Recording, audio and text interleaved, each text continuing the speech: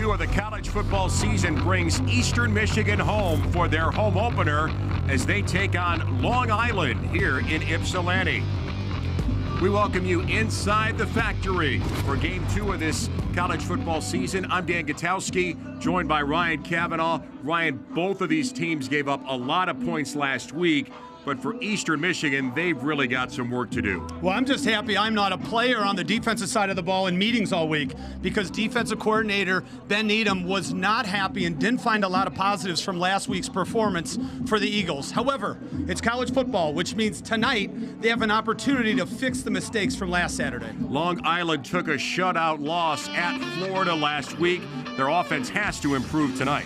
Well, Ethan Greenwood is their quarterback, and he has to have a big day. He didn't have the performance in the opening week that he wanted, but as you mentioned, a lot of that could have to do with playing Florida in the swamp. Greenwood last year ran and threw for almost 1,000 yards each. He's a dynamic player, and this afternoon, it's going to be critical that he takes care of the football, because you will see a lot of read option from Greenwood. Let's bring it back here. Eastern Michigan, in contrast, was much better offensively at Texas State. Well, Noah Kim's a big reason for that. He is a college quarterback that's played at a couple spots, played in some really big games, but through week 1 with the Eagles, it looks like he's settled and he's found his new home. The Eagles staff has raved all week about his composure and his understanding of the offense. And as his understanding of the depth of the offense continues to grow, I think Kim is going to take major strides throughout the season. Ryan, this could be a good thing for Eastern Michigan. Last week they played in brutal Texas heat. Today, much more football friendly, much cooler here in Ypsilanti, and we have no threat of rain. Everything is looking good on that front. Opening kickoff, Long Island wins the coin toss. Eastern Michigan's going to go on offense first, so the Sharks will start with the ball in the second half, and we are good to go with football tonight here at the factory. Good to be back with you, partner. You know it, brother. And again, if last week was an indication, we're going to see a lot of points here tonight. We'll see what the Eagles can show in week 2 that they didn't show in week 1. The theme last week in practice, or this week in practice, Ryan, was missed tackles. Eastern Michigan had them in bunches last week. That was the emphasis. They don't want to hear missed tackles anymore, especially tonight. So we are good to go. Long Island's Lance Mayberg will put toe to leather, and we will get it on here at Eastern Michigan. High kick taken at the 5, and a nice little return there outside the 25 for Ben Prosper. And EMU with Noah Kim stepping in. This guy's been around Michigan State, Coastal Carolina last year. And again, for the coordinators, it's hard to work with new quarterbacks every year, but Eastern likes the talent level that Noah's got. Kicking team, number 1. That 5-yard penalty added to the end of the run. First down. So that's Eastern Michigan. It's our first announcement from referee Gregory Gompf.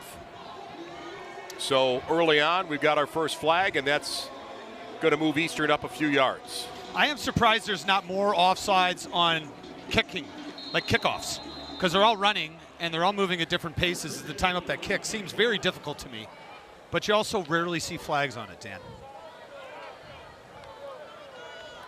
EMU on the ground, and nothing there on the first carry of the game.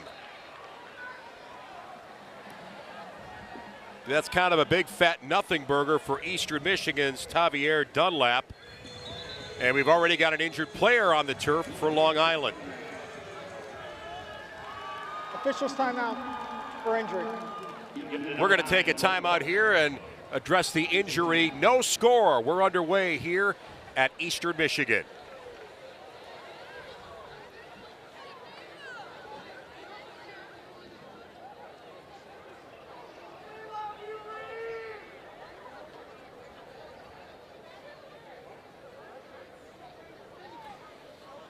You know, I wanted to speak a little bit about Noah Kim that you mentioned earlier. Last week was the first first touchdown pass for Eastern Michigan, but it was the third FBS school, third different school that Noah Kim has thrown a touchdown for. You mentioned Michigan State, where he played a lot of big games there, and then Coastal Carolina, where he was last year. And on that quarterback topic, we talked to Coach Creighton. This is since 2017. Every single year he's had a new quarterback, and the majority of the time it's somebody who transfers in.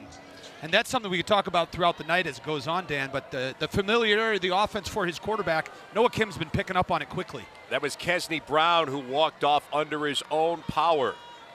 And Kim throwing here. A little underneath throw, complete to Lockett. Lockett getting close to the 40 for positive yardage for EMU.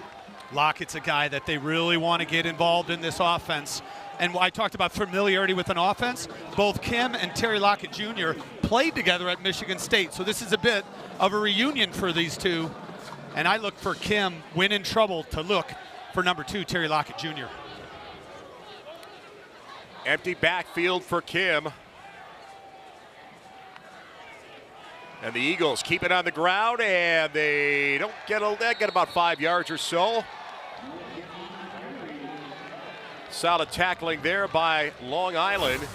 This is Fasolini, Raphael, number 20. Look at him come, fill the hole, get low, and drive Noah Kim back. Fasolini last week, all he did was 9 tackles and 4 tackles for loss against Florida. And you see that aggressiveness and the ability to read that allows him to get up into the offensive backfield. Yeah, not enough for the first down, so the Eagles are 3 and out on their opening drive. I think they wanted to catch the Sharks off balance, but here's the punt.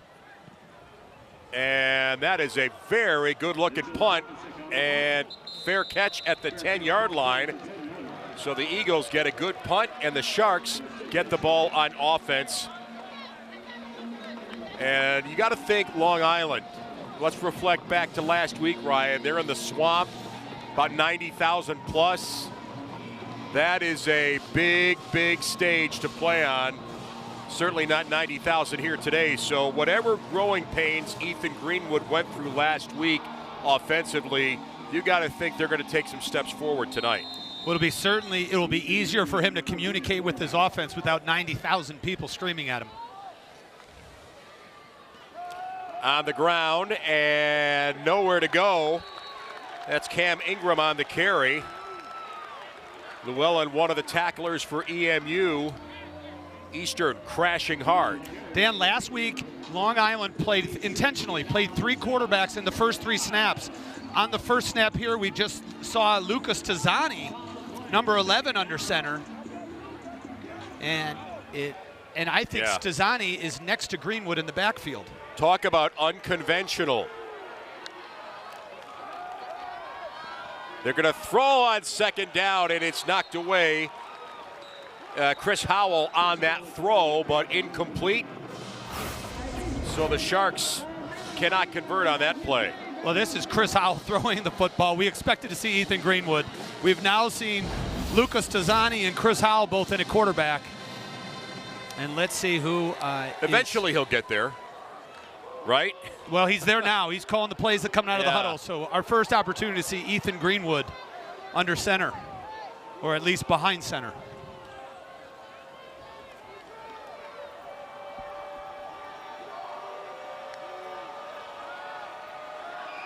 Rush is coming, and he escapes the rush and plows ahead for a Long Island.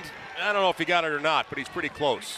Yeah, the extra effort, Dan, twisting and turning, fell over the line. Look at this job.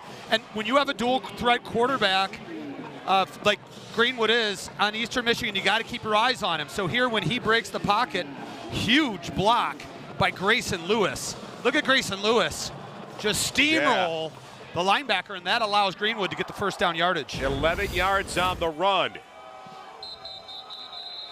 And now we're going to have a thrown on the field was the runner made the line of game. Stoppage of play. We're going to measure it again.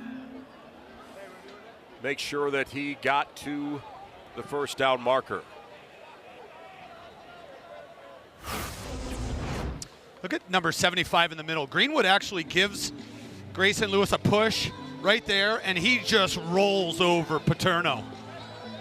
And then Greenwood kind of follows him for the first down yards. Look at the push with the left hand. Greenwood's a tough kid to bring down. Florida had a lot of trouble with Greenwood when he ran the option last week. The majority of his option runs will be read, where he's looking at a defender and he's relying on the defender's movements to determine whether Greenwood keeps it or pitches it.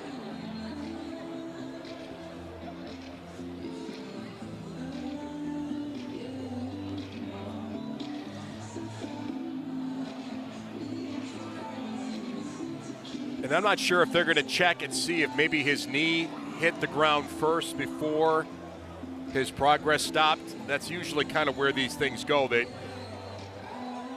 let's hear it officially. The ruling on the field is upheld. First down, Long Island. So nothing changes. And we play on here in this first quarter. Eastern Michigan 3 and out on their first offensive possession.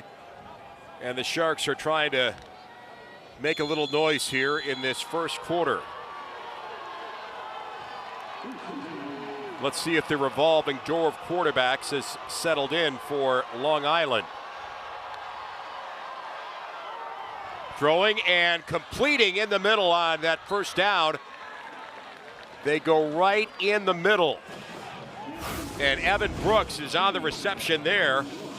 Sharp throw, good catch for 15 yards. Well, there's a lot of dressing going on with the motion and the play fake, but at the end of the day, it's a simple slant route. Evan Brooks beats his man on the in-breaking route, and Greenwood puts it right on him.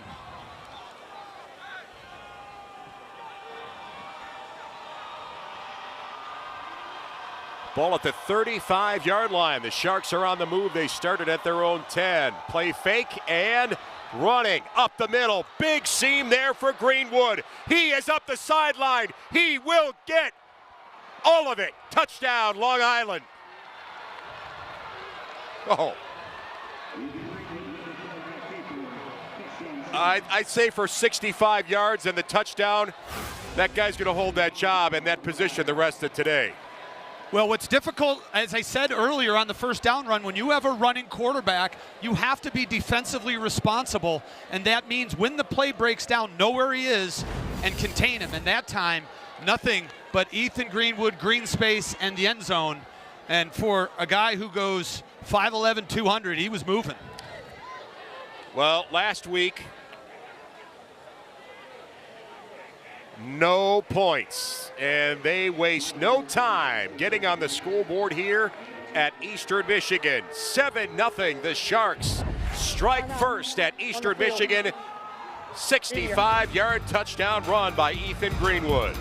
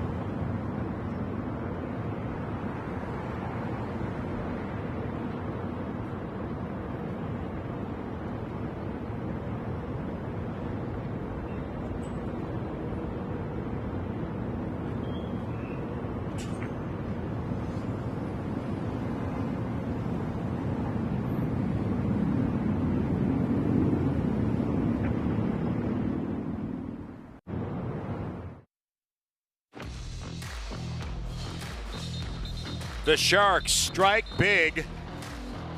Quarterback keeping for big runs. That was a short run. And then the pass completion here, extending their field position. And here's the home run hit. Ethan Greenwood, 65 yards, 90 yards on that drive, Ryan. They only had 86 in the entire game last week in Florida. Well, 76 of it was Greenwood. So I would say if you're Long Island and you're sitting on the sideline with your offense, you have to be feeling very good about where you're at, especially as you pointed out, the ineffectiveness last week against Florida has not shown up yet tonight. What a difference a week makes for Long Island. They took their lumps last week. Today they're looking for maybe vent things out a little bit, and caught at the 5. And here's a little hit on that return. Ben Prosper.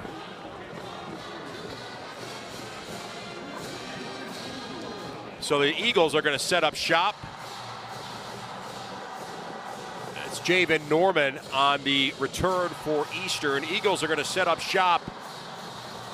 You know, this is not a good start. They went 3 and out. Now you're in a 7-0 hole. I mean, Noah Kim can handle this, and, you know, Eastern's not going to get rattled, but they certainly want to make this a productive series. And they carry on the ground. The Sharks are there to swallow up Joey Mattard.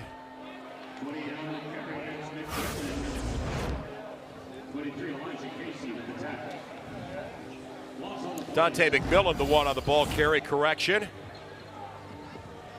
McMillan's transfer from Weber State. Did a lot of work there. He's waiting to make his imprint on the Eastern Michigan football team. Empty backfield and complete in the middle, connecting with Brent Prosper. Look at Eastern Michigan's going quick, staying on the football. We'll see how quick they snap it. EMU working quick.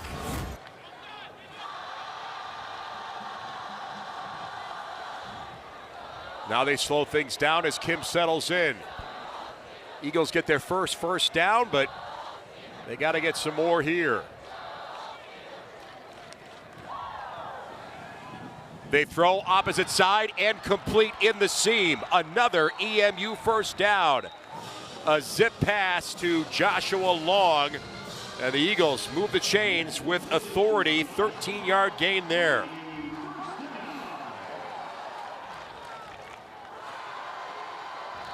Play fake, Kim runs and throws. Caught it. Boy, that was a dangerous throw in the air. Nick Devereaux on the catch. Kind of a jump ball, but it's a completion for the Eagles. Beautiful job by Devereaux to use his hands and go up and attack the football. Took it away from the defender. Gain of 21.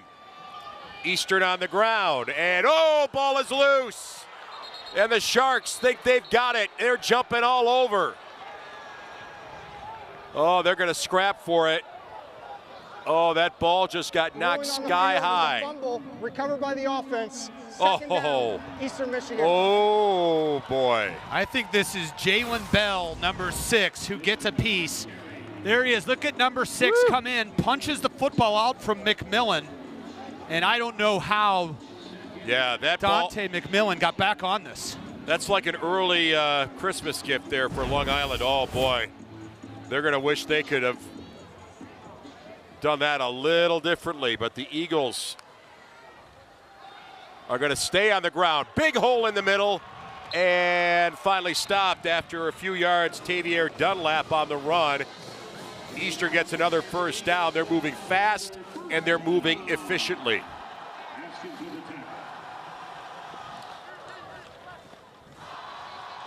Dunlap's going to stay in the backfield. He's going to take it up the middle. This time there's not much room. Jeremy McGurn, the linebacker, the first contact hit for the Sharks, who are now back on their heels. Eastern Michigan last week averaged 4.3 yards per carry, and the goal is 4, and they picked up 4 there. So Coach Pike has to be happy with how they're running the football on this drive. On the ground. Oh, nothing there at all for Dunlap. 2 white jerseys. Put the clamps on it. Yeah, I spoke too soon about the pleasure of the running game. That was Breon Askins, fifth-year senior out of Philadelphia, on the hit, along with Scoop Gardner. This defensive line last week against Florida was one of the bright spots for Long Island. Yeah, you saw Eastern Michigan there in the red zone. They were highly productive last week in that loss in Texas.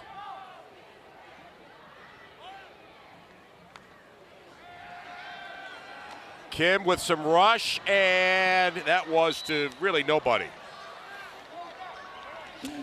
They had twins with Lockett on the outside and Josh Long, their big tight end, on the inside, and they faked a quick screen to Lockett, and what Long was trying to do is fake the block and go up the sideline, but the defender never let him get free, and that's why there was such a great disparity between where Kim's ball landed and where Josh Long was. So the field goal attempt coming on right now, a 32-yard kick for Rudy Kessinger. This is right in his wheelhouse, and it is good. The drive stalls, but the Eagles get on the board. On the field. Medium. Timeout here at Eastern Michigan. The Sharks lead 7-3.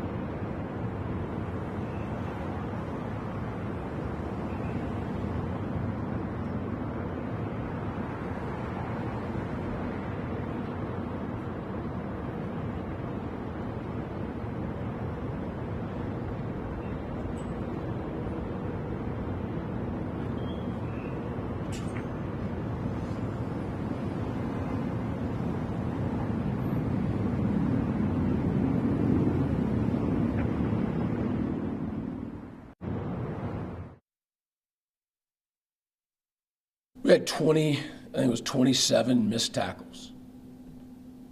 So that's a lot. You know, I think they had 66 offensive plays. We had more misfits, you know, in terms of assignment and execution than would be considered a, you know, a normal or an average game. So those are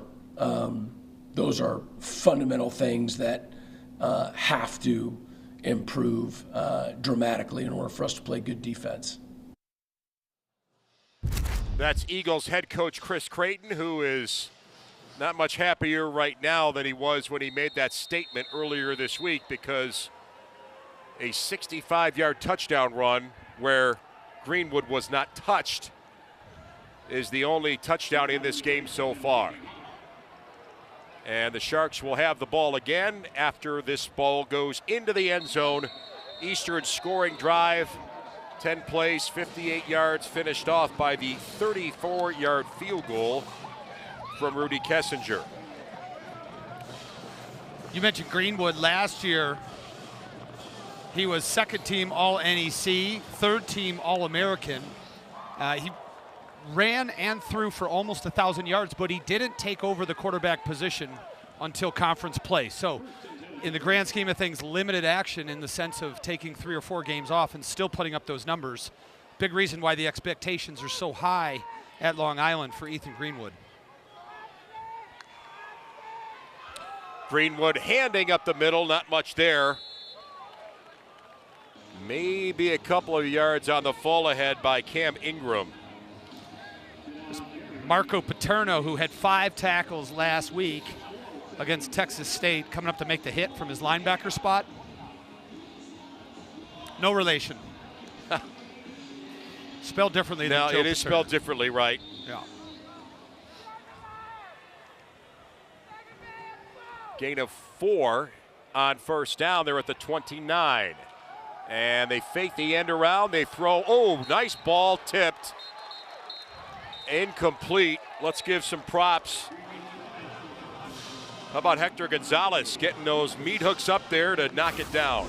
True freshman Hector Gonzalez, who's gotten into the rotation here. And that's what you say. If you can't get home on the quarterback, get your arms up, get in a passing lane, you have a possibility to do what he just did, which is deflect the pass, brings up 3rd down. Big play here for Eastern Michigan. They want to get that bad taste from that first drive out of their mouth completely.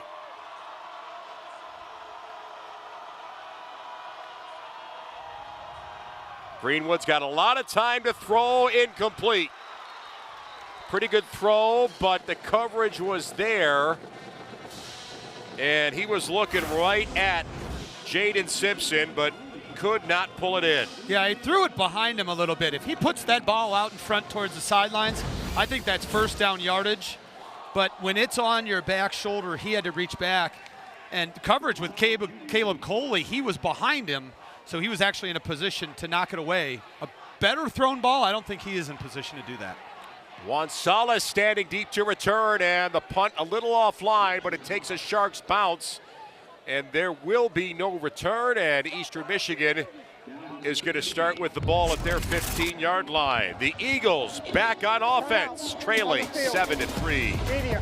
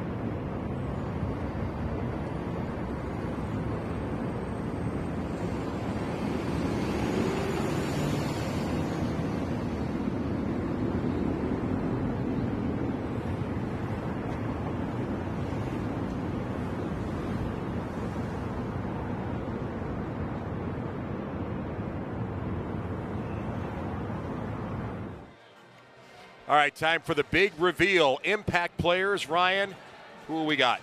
I'm just going with people who've already made plays. Terry Lockett Jr., the wide receiver for Eastern Michigan, dynamic, big play wide receiver, and Rafael Fasolino, the tackling machine for the Sharks, already has one. I think it was a TFL. Yeah, that's a trend I've noticed over the weeks. You always make the impact players after you've seen a couple of series, so you can just kind of cheat. Right? I wanted to do it after Greenwood's touchdown and say, it's Ethan Greenwood. Yes, indeed. Kim on first down. He's going to roll out and throw on the run. That's complete in coverage to Terry Lockett. An Eastern first down. Boy, when they hear impact player from you on the field, they deliver. Well, you know, just it means a little more when I say it. Did you know your voice carried that far? I don't think so. 16 yards on the gain, and the Eagles go back to work. This time it's Dunlap on the run. He gets the edge and very close to an Eastern first down. He was very close to hitting that crease and taking off down the sidelines. Tavier Dunlap, who played at Michigan, actually his last game in a Michigan uniform, he scored a touchdown. And the Eagles like his speed on the outside, and they almost allowed Dunlap to show it off. Eastern Michigan's offense has been very good these last two series after that early 3-and-out. Now they're going to run, and they're going to stay on the ground. Not a whole lot there that time for Dunlap, as he gets taken down close to a first down. It's 3rd and 1. That's Breon Askins again. That's the second time we've called the defense's end's name. And he's doing a really nice job of penetrating and getting into the offensive backfield, redirecting the running back and getting in on the tackle. Again, we've seen a lot of this, Ryan. The Eagles will show empty backfield. Now they roll Dunlap right behind Noah Kim on 3rd and 1. Kim's going to go.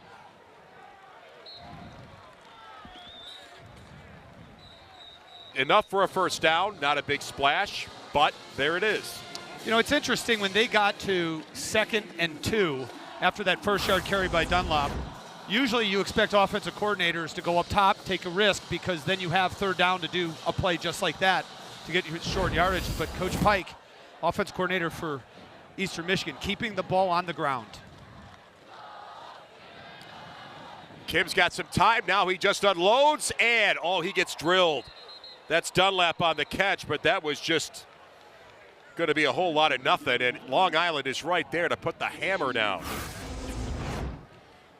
Nice play by Elijah Casey on the outside. Good pressure up the middle, and that is a nothing. Well, they're going to lose yards. 3 yards on that play brings up 2nd and 13. Yeah, Kim was in trouble, and that was an emergency toss, but Casey was right on him. Play fake. Kim looking, finding nobody, and throws it away. He had Terry Lockett in the area, but that was well defended in the secondary by the Sharks. Well, I think Noah Kim did a good job of extending the play. What I'd like to see is for some of those wide receivers to realize how far outside the pocket he is, how much duress he's under, and start working back to break off your route and work back to the quarterback and give Noah Kim a target. That's kind of a chemistry issue between quarterback and receiver. That receiver has to recognize when there's duress and movement by the quarterback, you got to go somewhere else. 3rd and long for EMU. Kim under duress again. Another underneath throw, and it is complete, but James Joyner Jr. is going to get wrapped up, and the Sharks deliver on defense. Another tackle getting in there from Elijah Casey, the linebacker. So when he sees Joyner Jr. coming out, there's Casey, perfect spot. And while he doesn't necessarily bring him down, he holds him up long enough for the cavalry to arrive. Sharks defense is flying around. Yeah, that defensive front, a lot of pressure on Noah Kim when he's back in the pocket. And we heard all week about that defensive line and how well they did from Coach Ty Hammock, defense coordinator for Long Island. Great punt. And a fair catch will down the ball at the 14-yard line as the Sharks are going to take the football. They're back on offense. They had one big play, 65 yards. The touchdown run by Ethan Greenwood. How about impact players now from Ryan on Long Island's offense and Eastern's defense? Well, Deion Richardson has not made an impact yet today, but I expect him to. On this play, exactly. The wide receiver for Long Island, I expect him to be their best by the end of the season. And Javion Norman from the linebacker nickel position is a hard-hitting defensive back. Look for him to blitz and wreak havoc from the defensive side for Eastern. Long Island from their 14. Oh, they're going to mix this up big time. A throwback to the quarterback, complete in space. This is Stanzani, and he is going to keep going. He's got room inside the 20, and finally taken down at the 12-yard line. Well, there is a method to their madness in mixing up those quarterbacks. And you have to look at the personnel to see who actually takes it. It's Greenwood, who lined up as a wide receiver. Beautiful pass to Lucas Tazzani. And this is a really good athlete. I saw him start at quarterback last year against Northern Illinois. And Luca, although young in the program, can really move. 74 yards.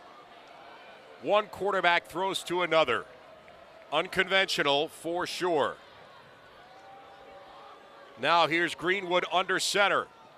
Oh, they're going to wrap. Oh, they got the ball handed off and didn't get much on that run. Ball started at the 12. They forced it ahead maybe for a yard or two.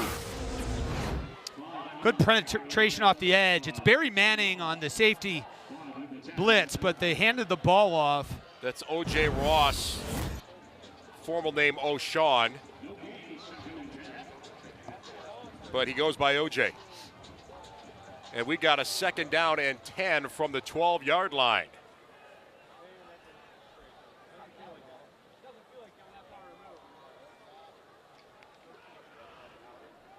Greenwood. He's going to run it. He'll run it himself and gets a little bit of space inside the 10.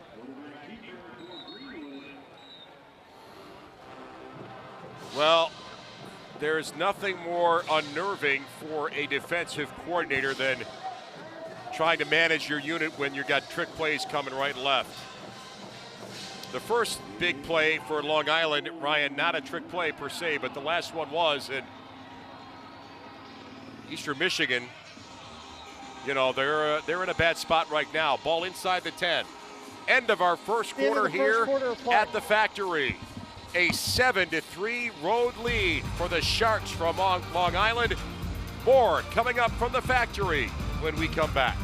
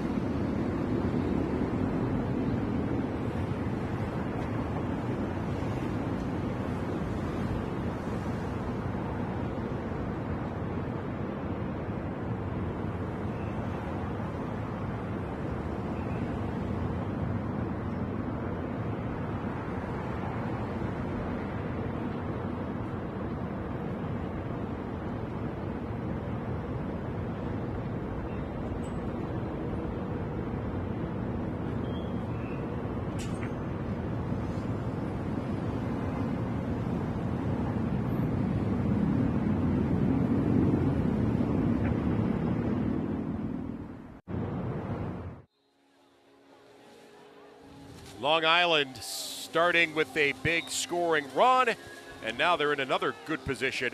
How about homecoming for this guy, LIU head coach Ron Cooper, coming back home after a long time away. He was an Eastern Michigan head coach back in the early 90s for 2 years, then moved on to Louisville, and now everything coming full circle. Well, we had an opportunity to talk to Coach Coop this week, and he talked about the fond memories he had here. He still keeps in touch with a bunch of the players. You know, he coached Charlie Batch, L.J. Shelton, and a bunch of other future NFL guys. Well, things look a little different now on the other sideline, and he's hoping they can cash in here. Throwing on the run, wide open in space, and pushed out of bounds. Nice catch there. That's Greenwood. Again, they continue to mix things up. We've seen Stazani catch a pass in open field. Now we see, and from Greenwood, now we see Stazani throwing it to Greenwood, who looked like a wide receiver. It's one thing to throw different quarterbacks under center. When you got quarterbacks throwing to other quarterbacks, that's a whole different dynamic.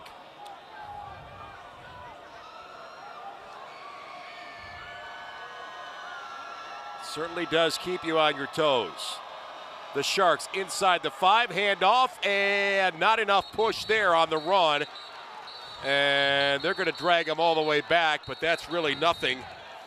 That's O.J. Ross on the carry. Sterling Miles makes the stop, but Eastern's trying to tough it up here inside the 5-yard line. It's a really good job. They got a lot of guys helping up. You mentioned Miles. Just a bunch of green jerseys getting in there. Ugh. Jalen Marshall again from the free safety spot, playing up at the line of scrimmage. There's Coach Coop, hoping to come away with 7 here. Yeah.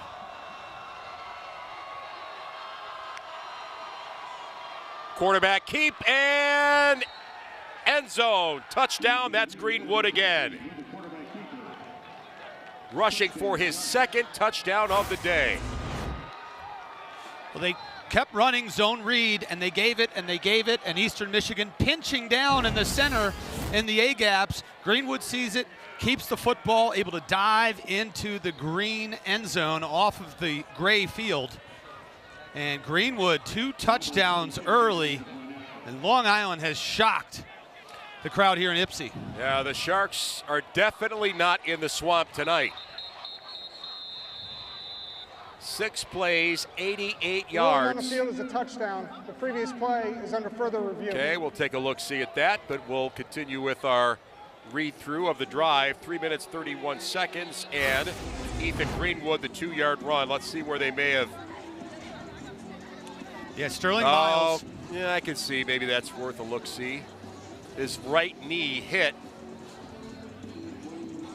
before he maybe got in the end zone. Let's see here, and boop. Now, well, that's tough. Well, I haven't seen a camera angle yet that definitively shows that he was down.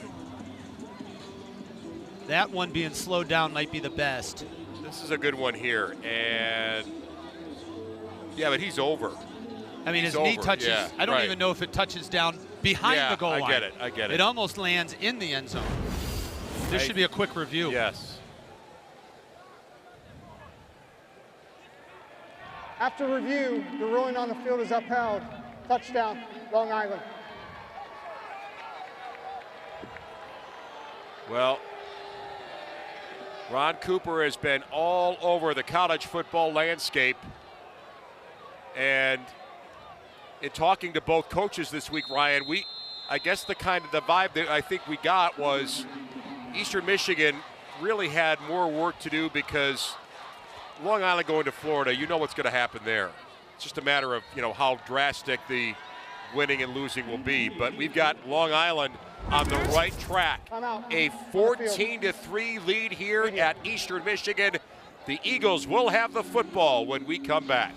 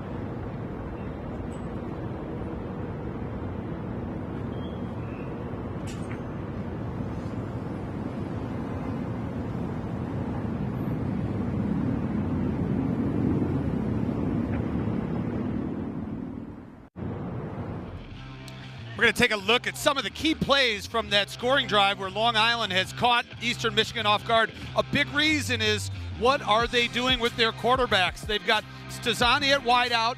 He catches a pass from Greenwood, and then Stazani at quarterback hitting Ethan Greenwood. And while Greenwood threw it, he caught it. Ultimately, he runs it in for the short rushing touchdown, his second of the game. Ethan Greenwood is off to the start that the Sharks wanted him to have. Yeah, indeed. And Eastern Michigan, last week the problem was the missed tackles, and now you've got this unconventional offense that the Sharks are, littered with gimmick and gadget plays that are problematic, to say the least. Well, now it's two things: identify personnel and the formation. And where in that formation are the personnel? Because they're being very unpredictable. And I don't think Eastern's defense is doing a good job of picking up who's on the field and in what positions.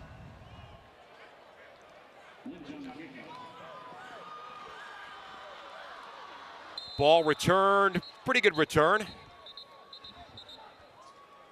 Eastern Michigan's got Javen Norman on that special teams unit.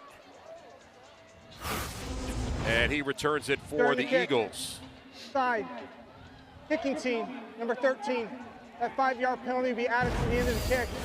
First down. We've had two offsides on kickoffs, right, if I'm counting? Well, you're counting correctly. Yes, okay. You're always counting. It just isn't always the best counting. No, that's true. Dan. That's why it was kind of posed as a question. Yeah. I like how you caught that. No, you're good.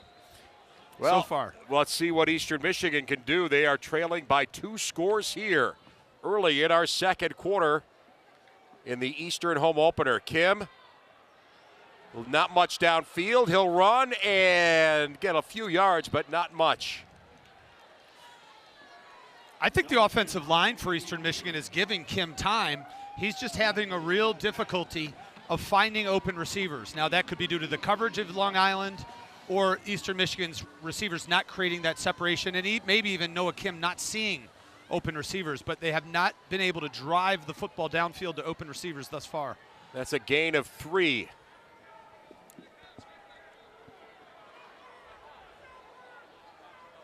Feels like Eastern's been very pass-heavy so far in this game. Now, play fake. Kim's going to roll away from pressure. It is complete near side. Not a big splash, but Lockett on the grab for positive yardage, short of a first down by about a yard. Terry Lockett is an elite-type receiver where when he catches the ball, watch him turn his shoulder and get to top speed in no time. He goes past the defensive back. And good recognition by Kim to get that ball away quickly because that pressure was coming. 3rd and 1. They'll play fake. Kim running. And first down, a little bit more.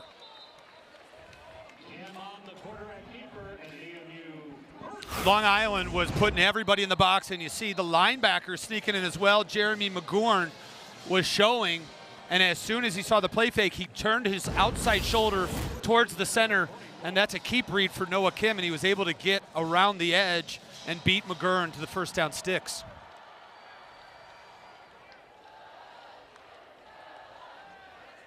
Straight drop for Noah, throwing and incomplete. Over the head of his intended receiver. That was way too high for Lockett. Yeah, pretty good coverage. Look at that. Yeah, and he got a late read on it, too. He did. The ball came out a little bit late. That was Chase Davis in coverage. Lockett created separation once he started coming back to Noah Kim, but the ball was a little bit late and obviously a little bit high. And he's just got to trust Lockett there. Throw it as he's coming out of his break. Yeah. Lockett will get his head around and make a catch. Eagles at their own 44. They've played from behind this entire game. Kim throwing. Far side is incomplete. Oh, he wanted his tight end. Or sorry, that's Nick Devereaux. And Devereaux just a little off target. Close. Yeah, Noah Kim has just been a little bit off. Look what I'm talking about here. See how Devereaux has to come inside? If that ball is a little more right on the numbers, that's a first down. But Noah Kim has missed at about 3 times. But small misses are big deals when you're trying to complete passes and move the chains. And now it's 3rd and 10.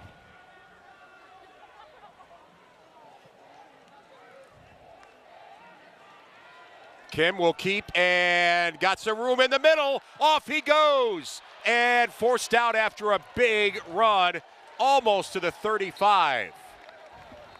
Well, there's a little quarterback run action for you. It designed. They sent McMillan behind the quarterback. He looked as if he was going to throw it to him, and the dedicated quarterback draw. Really nice job by Noah Kim, not only after he broke the plane to run and find open space, but to set it up and move the defense. And props to Everett Small, who made the big block that sprung that 21-yard run, and they stay on the ground. Not a big hit on first down, but that's Dante McMillan on the carry for a couple. Eastern Michigan this week, both head coach Chris Creighton and offensive coordinator Coach Pike said, we recruited Kim as a passing quarterback, but we didn't realize how good he is with his feet. He hasn't shown it yet, but he has it in his bag, and we just saw a glimpse of it there. EMU inside the 35. Kim, a lot of time. He'll throw near sideline, wide open and caught in space and staying up. Touchdown, McMillan. Eastern Michigan hangs in and converts a 33-yard touchdown pass. It's a really nice job again from Noah Kim, selling it and moving the defense with his eyes. Look where his eyes are.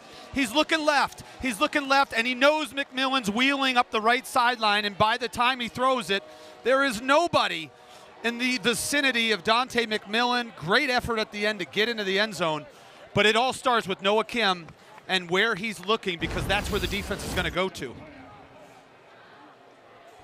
Noah sold that very well. And Eastern Michigan back in business. The point after is good by Kessinger, and we will take a timeout here at the factory. A 33-yard touchdown throw from Kim to McMillan. More after this.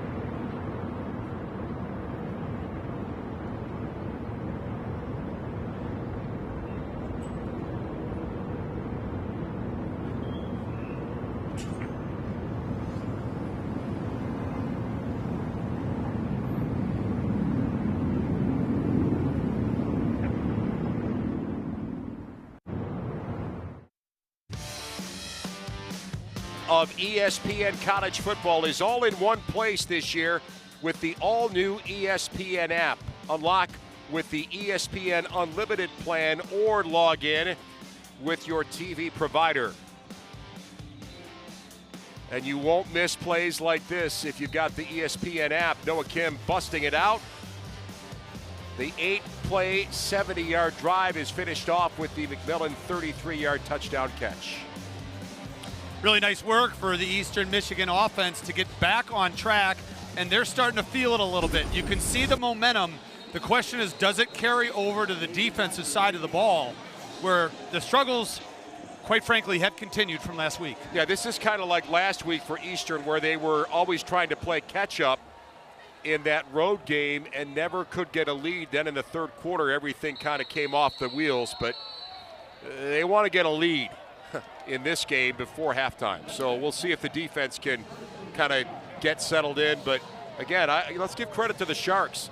They will keep you off balance. Going back to Eastern Michigan and their defensive coordinator, Ben Needham, he said they have so many formations and personnel issues it will make your head spin. I think he might even said, I think it should be illegal to do what they do because it's too difficult to game plan for.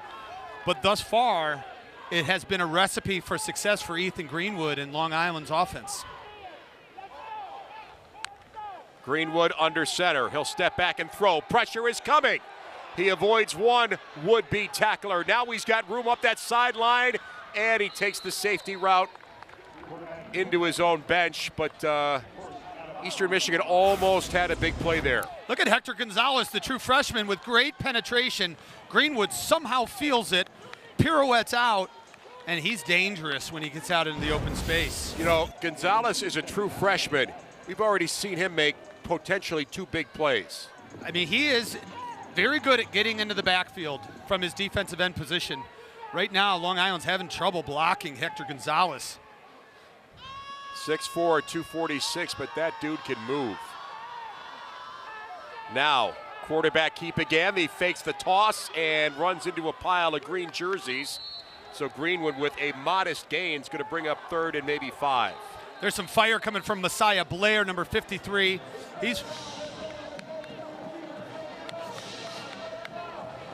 And Blair, number 53, from a very good high school in Detroit, Martin Luther King. Last week, he was one of the standouts. However, due to some hydration issues, didn't play in the second half. And Eastern Michigan, Coach Creighton, Coach Ben Needham on the defensive side, they both want to see a complete game out of Messiah Blair because they realize that his potential and his ceiling is very high. 3rd and 5. Big time test for EMU's defense. Greenwood's going to roll out. They're going to throw. They're going to complete. And that is a connection with Evan Brooks and a Long Island first down. We've had a lot of receivers that are just wide open. What they did is they ran a rub route where the outside receiver came and basically blocked, but there's no flag, so he just got in the way of the defender, which allowed Brooks to become wide open in the flat. That's a gain of 15. You can see that the Sharks are aiming for a big splash here at Eastern Michigan if they can generate a win tonight. 1st and 10 from their own 45. And they go wide. Greenwood carries and then slides for some positive yardage, almost a first down. And Stazani, again, was the quarterback. Greenwood next to him, and their running option with Greenwood, but now his helmet's off, so at least there's some way to slow it down. Watch the tail end of this play here, Dan.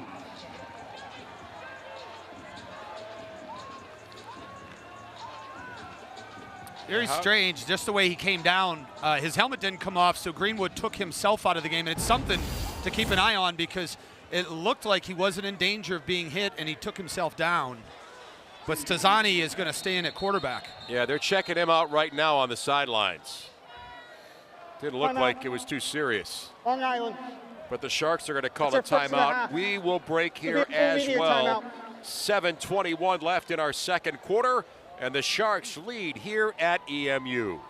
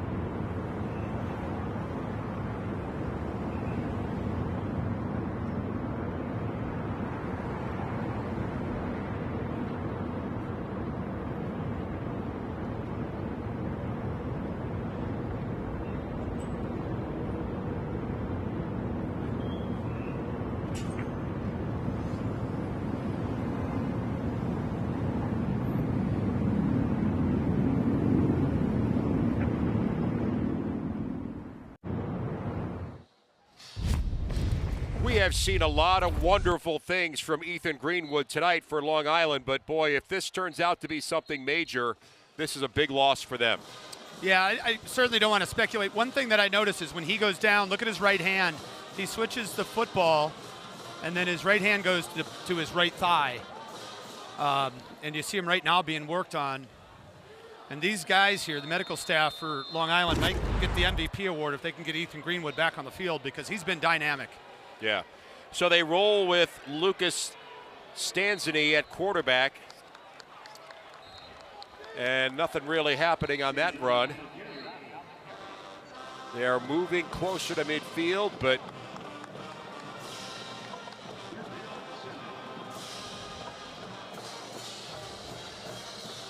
Lucas Stanzani from Clearwater, Florida, a redshirt junior. Very athletic player is Luca. But a little element of surprise is taken away from Long Island without Greenwood in there. For sure. Lucas winds up deep throw in the middle, incomplete. A little too much heat on that throw. Yeah, very, just too much overthrown. Jaden Simpson. Yeah, just overthrown too much, but, you know, frankly, Stazani hasn't had a lot of reps in this game. He's got a live arm, but I don't think that Jaden Simpson has the vertical to go get that one. No. So Will Lynch tried to punt for Long Island.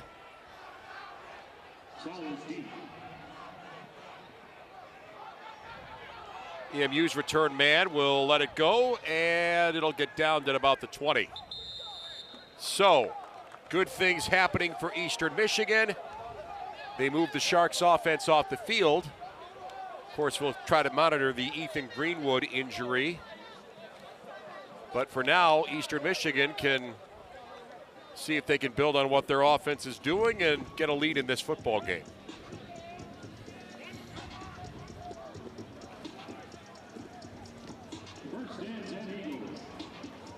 Eagles coming in 1st and 10. Here's the MAC schedule coming up next weekend. All these games available on your ESPN Plus platforms. Ball State at home, and then Toledo and Bowling Green in home action. Kim throwing near side, complete, Lockett. And he turns it inside, positive gain, maybe 6 yards. They've had more success throwing the football to those short routes on 1st down rather than running the football. But if they're going to give that sort of cushion to Terry Lockett Jr., you got to get him the football. Good things usually happen when he has it in his hands.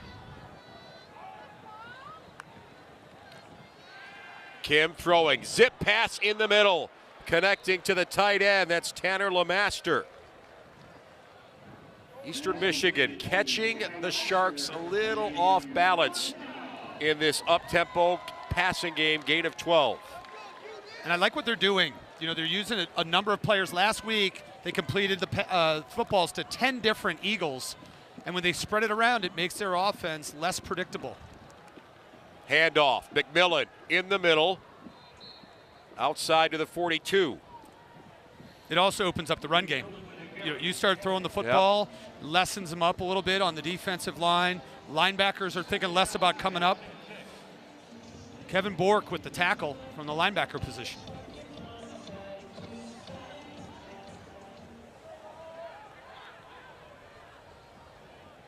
EMU has been trailing this entire football game, but maybe a little momentum shift. Kim, pump fakes, now deep throw, wide open. Oh, he led him too far. Terry Lockett had space, could not quite get there. Beautiful route by Terry Lockett Jr. to create that separation and get behind the defense. And Kim knows he has him. You see a little pump fake on the double move. That ball's just hanging in the air. Former quarterback. I mean, you had a great arm. I don't know if you could throw a ball like that, but when that ball is leaving your hand and you're thinking in your mind, hey, is this going to be a completion or not? That's a kind of an anxious moment, right? Did I make the right throw or did I lead him too far? For me, it was, am I picking the right prayer to say right now? And they go the other side, and that's a completion. Yeah, Ben Prosper on that grab. You know, that long pass by Noah Kim, I'd like to see him put a little more air underneath Yeah. it. Let him run underneath. Right. When it's that flat, it makes it more difficult because you're either going to hit it or you're not. Whereas if the ball's under, even if it's underthrown, that receiver has the advantage because the defensive back's back is to the quarterback, so he can't see the ball because he's trailing and chasing. So even if it's underthrown, Lockett can put his foot in the ground, go up and get it. EMU's got a punt on 4th down. The drive stalls, but they were close. And the Sharks let it go, and it's a touchback. And now, again, we'll try to keep tabs and see what's happening with Ethan Greenwood.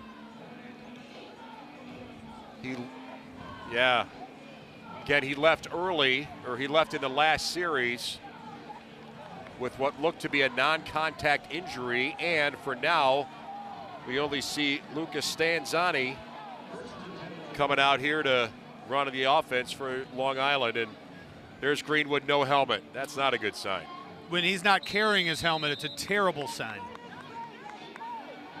You know, anytime, when you don't have your helmet near you, you're not ready to go in the football game. Now, the question is, did the trainers take it from him?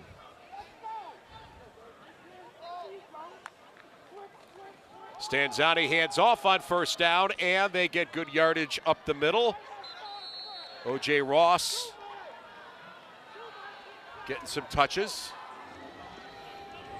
But again,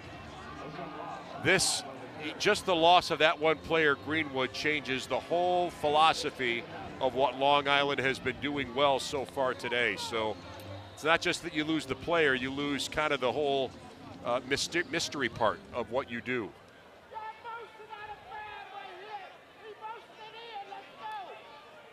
Gain of 6 on 1st down.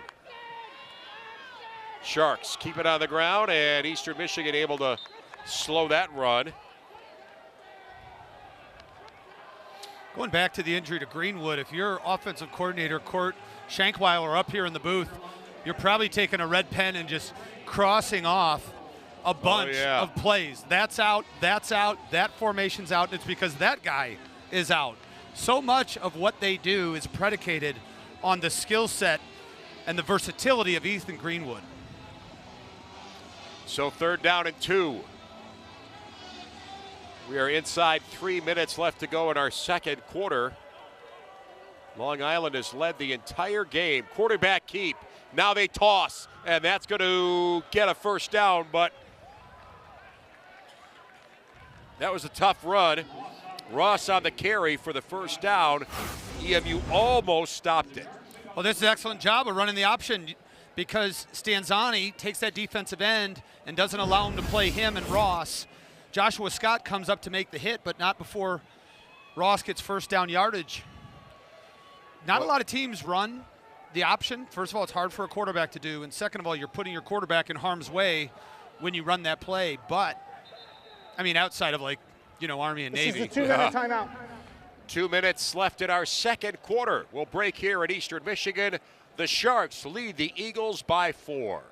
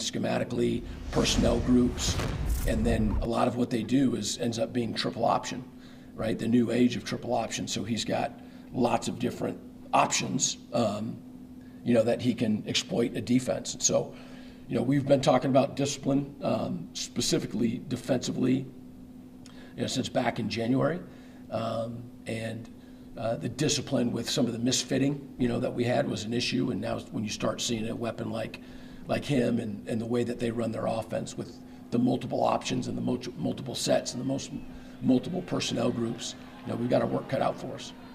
And we just saw an example of that. They spread out 3 wide receivers to the left, 1 up top, and they run a quarterback draw to Luca Stanzani. So you're going to see it multiple ways. Coach Creighton was specifically talking about the triple option, and at least the option was the last play where they picked up first down yardage. So they're showing a lot of different looks through a lot of different formations and a lot of different personnel groups. It's a big 2 minutes here for Eastern's defense. They are, hoping that they can stay within 1 score as they go to the locker room. But let's see what Long Island does here. Stanzani will throw and incomplete. Not much on that throw. He was looking for Jaron Kelly, his tight end. Kelly, we've got a couple good tight ends here.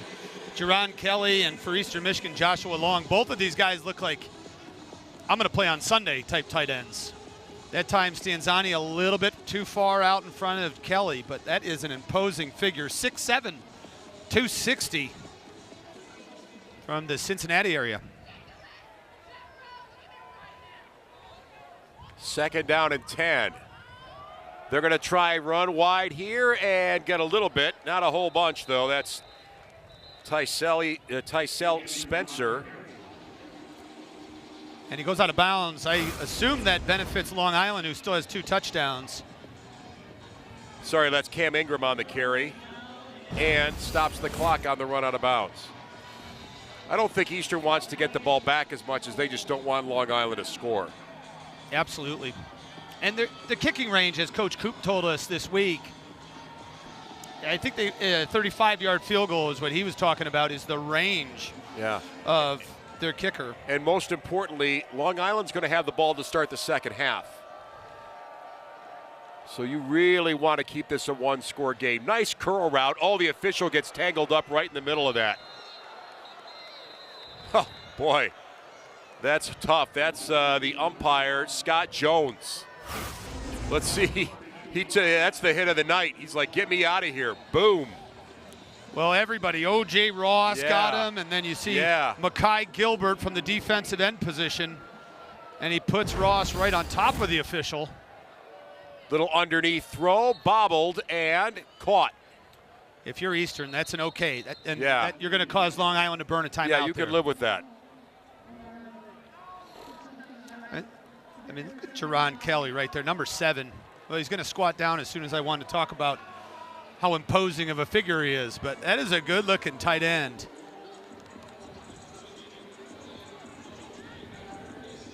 So again, this is a first-time meeting between the Sharks and the Eagles. Eastern has played some teams from the Northeastern Conference, and Long Island has never won against a MAC school. Well, they're looking pretty good right now. Yeah. I mean, Coach Coop has to be happy. And that's exactly what you expect in the defensive huddle right now. Yeah. Fire and brimstone. We need a play. Who's going to make it? That 14 on the board needs to stay at 14. There's Coach Cooper. Talked about coaching here. He said, I still keep in touch with a lot of my former players. They're going to meet me at the hotel last night for a little group chat, a little get-together, a reunion, if you will. He looked back, he said, I loved it in Ypsilanti, and I have such fond memories of this program and coaching it. Stanzani's got a little time. Now he'll throw incomplete. Yeah, this is a whole different offense without Ethan Greenwood for Long Island. And when you go back to the comments Coach Creighton said of understanding where they're at, the personnel, the formations, and then, of course, the triple option. But when you take Greenwood out, that makes it a lot easier to defend because of how dynamic and versatile Greenwood is. He is a big piece of the Sharks puzzle, and it is a puzzle for the teams that are trying to defend against that offense. 3rd down and 6.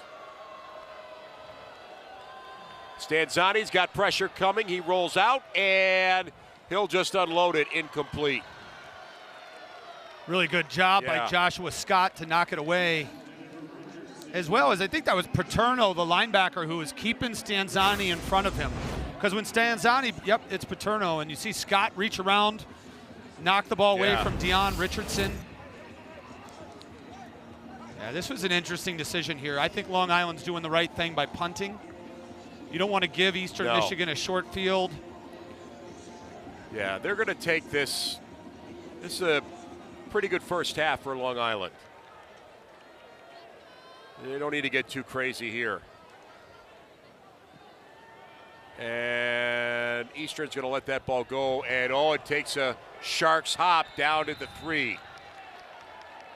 So we'll see how aggressive Chris Creighton wants to get here with 30 seconds left in this first half of football. Well, he's not asking me as we watch this beautiful punt check up.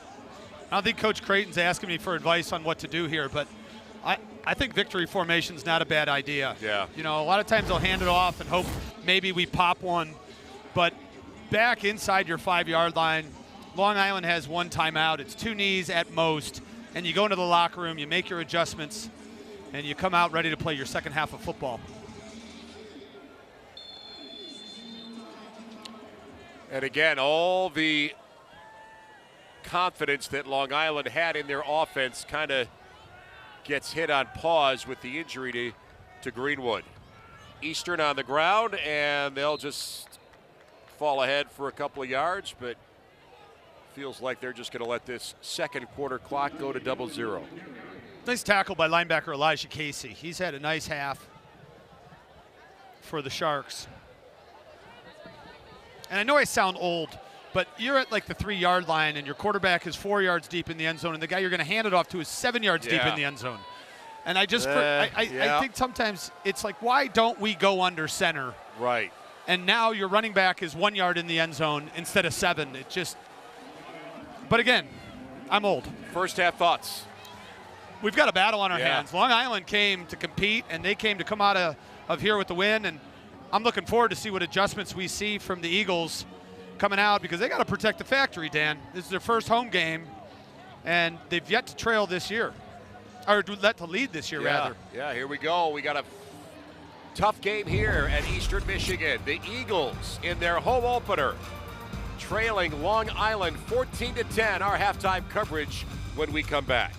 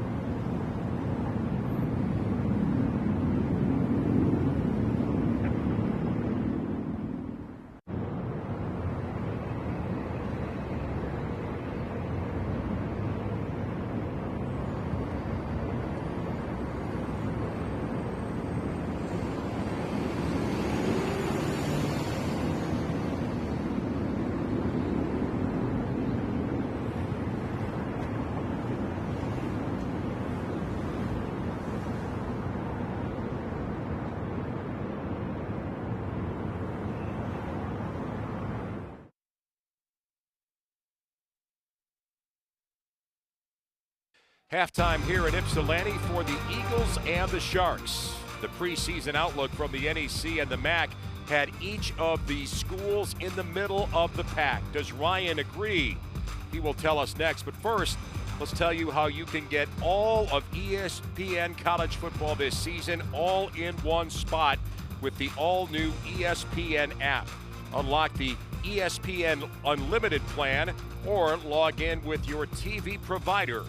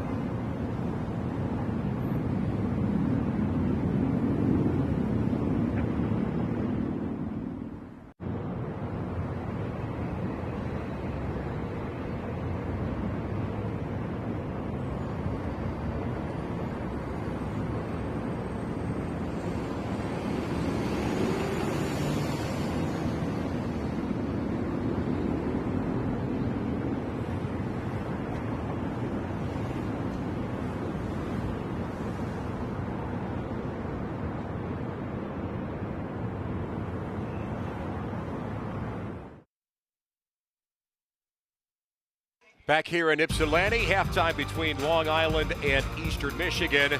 Ryan, let's dive into some of the MAC preseason projections. The early poll has Eastern Michigan finishing in the lower half at number 8.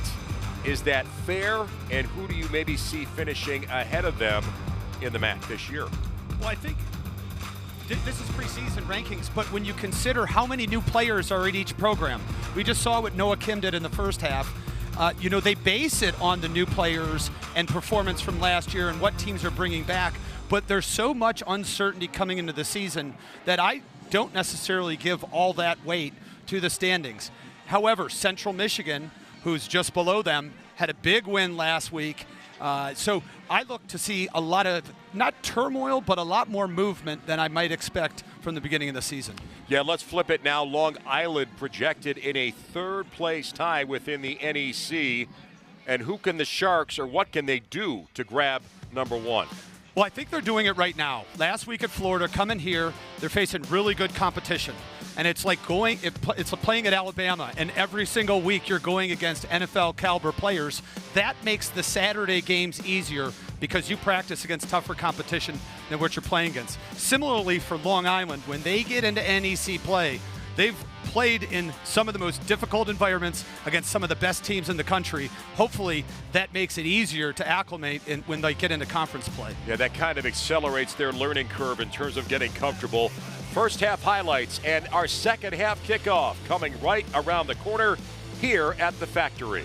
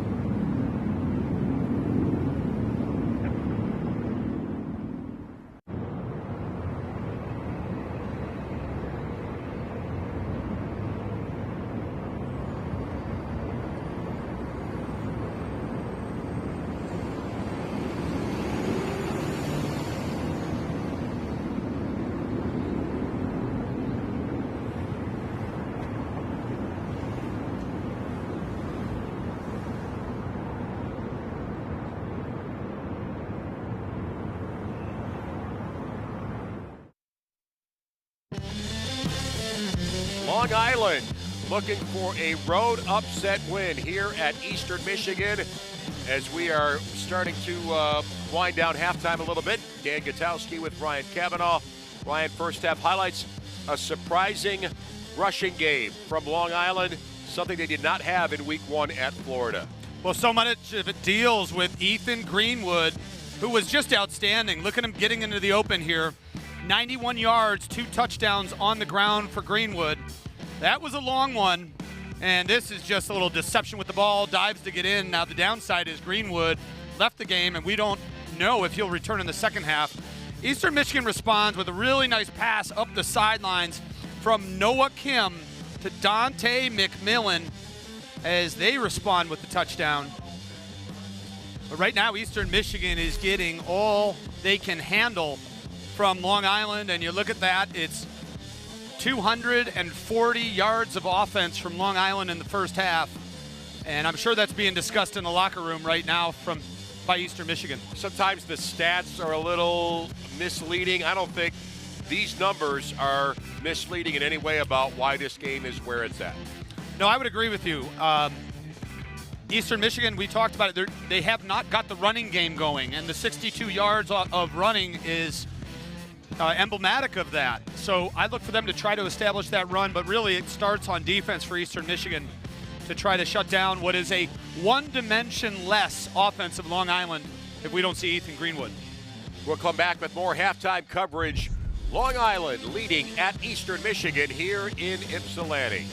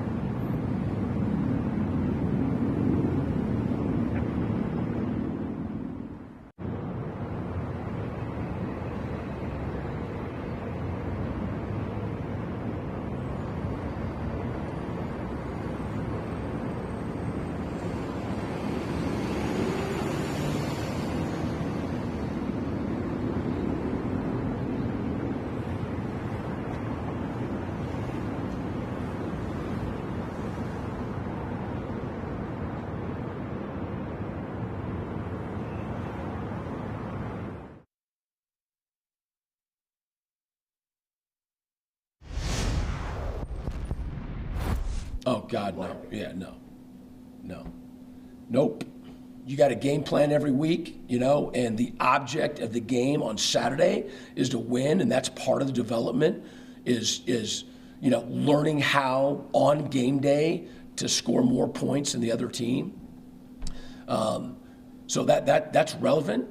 Everything else is you are just continuing to play at your highest level, and for that level to continue to increase all the way throughout. And we're just totally committed to that. If we'd won 100-0, right? I mean, the message was going to be exactly the same. Is that no matter how that game went, we're nowhere near where we can be. Yeah, good insight from Chris Creighton. Now for Long Island, this guy, Greenwood, made so many good things happen early. Ryan, you can see him using his legs, and he was really the focal point of what they did well offensively. But now there's the throwback to one of the other quarterbacks, Lucas Stanzani, and there's another touchdown for him there. And this is the play that will possibly turn everything around for Long Island. And there he is. He is completely out of football garb. We're talking about a quarterback who is a preseason All-NEC. Last year, 6 passing touchdowns, 5 rushing touchdowns, and he caught 2 of them. And we've seen that entire skill set on display in at least a portion of the first half. And it's a real shame, both as a fan and for Long Island and really as a competitor, to see somebody with his ability playing this well and going down with an injury and being in street clothes. Right, and Lucas Stanzani now, again, more pressure on him to deliver and run this offense at a high level. So fortunately, he'll get a chance to get the offense rolling here because they do have the football, but again, it definitely it changes. I think it changes the mindset defensively for Eastern Michigan.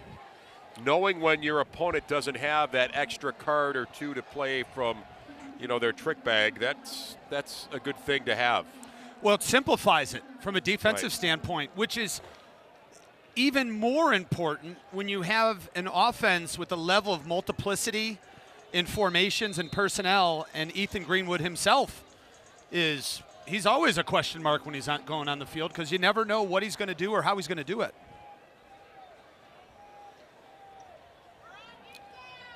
The Sharks starting from the 35. They will run around the end, and they will get some big run. They do not mix things up, and Deion Richardson is the carrier there for a first down, a run for 19 yards. We heard all week from the coaches about how special Deion Richardson is. They have not been able to get him the football in the passing game, so they give him a end around to the wide receiver to try to get him in space. They say he has elite top-level speed, and he was about a tackle away from showing us what that looks like. The Sharks are at the EMU 46. And they switch things up. Stanzani's going to throw back. Same play, different receiver. They complete it. Forced out of bounds is Chris Howell. They ran the exact same play. They just changed personnel, and a big Sharks first down. Well, they put the quarterback, Stanzani, who's taken all of the snaps since Greenwood went down, and they put him at running back and bring in the backup quarterback. And, that seems to be tipping your hand a little bit that there could be some trickery involving those two. Gain of 32 yards, and boy, does that set up Long Island. They are in the red zone at the EMU 13-yard line. Now they'll get buried in the backfield. Eastern Michigan, big props to Javian Norman, who crashed in there and stopped it. That's a 2-yard loss. And Norman was one of the impact players for us because he's a former linebacker who moved back a row to free safety. Linebacker in high school for Mo Douglas at Springfield in Ohio.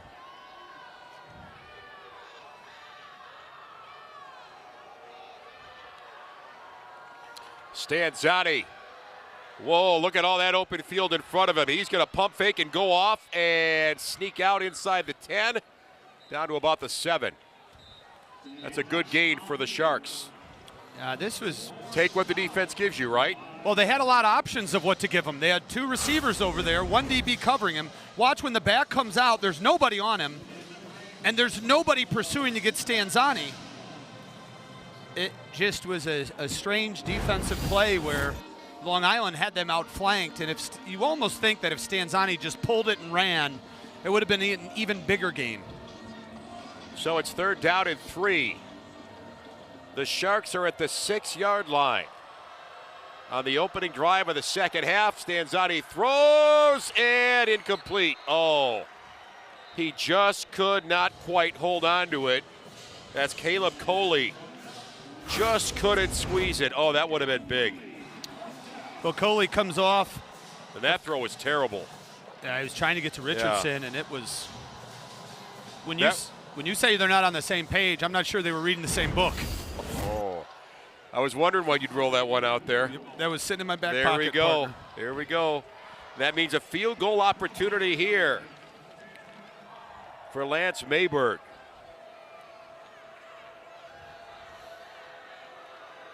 And it's a relative chip shot, and it's blocked. Oh, Eastern Michigan dodged a bullet. Oh, that series looked like it was going to be a disaster, and they hold, serve, and allow nothing on the board. Take it. Oh, well, you know what? I'm gonna say Eastern did half the job. Anytime you pause and restart, you got trouble. Eastern football when we come back.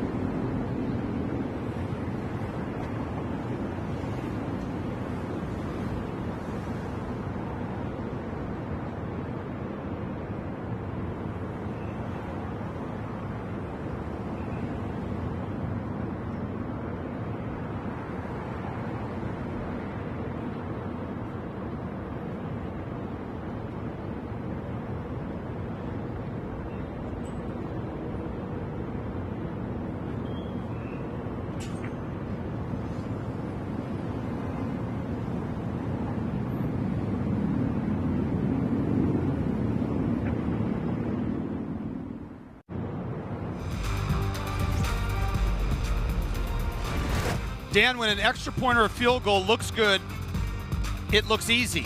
But the reality is if there's anything wrong about that operation, they're creatures of habit, kickers, holders, centers, and they do something so many times that if there's anything that breaks that routine, it's going to set it off in a bad direction. And that time, Mayberg took a step, hesitated, and then tried to finish the kick. And as a result, there were about 3 Eagles ready to block that kick, which they did.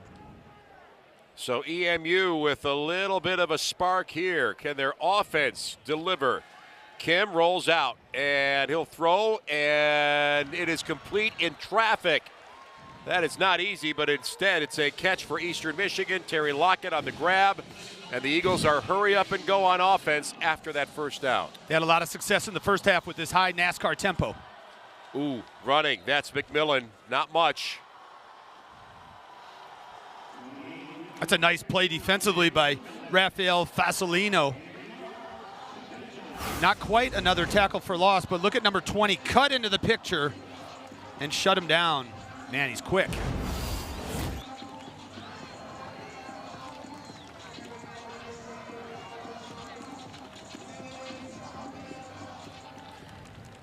Only a gain of 1 there for McMillan. Eagles on 2nd down. They're on the ground, and this time it's Dunlap on the carry. Not much there, which is going to bring up 3rd and long.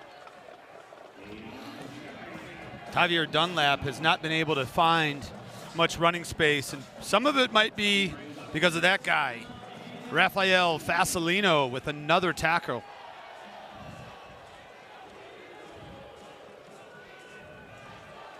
Are you wanting him to make tackles just so you can keep saying his name? I do like it. I think you like the name, yes. Fasolino.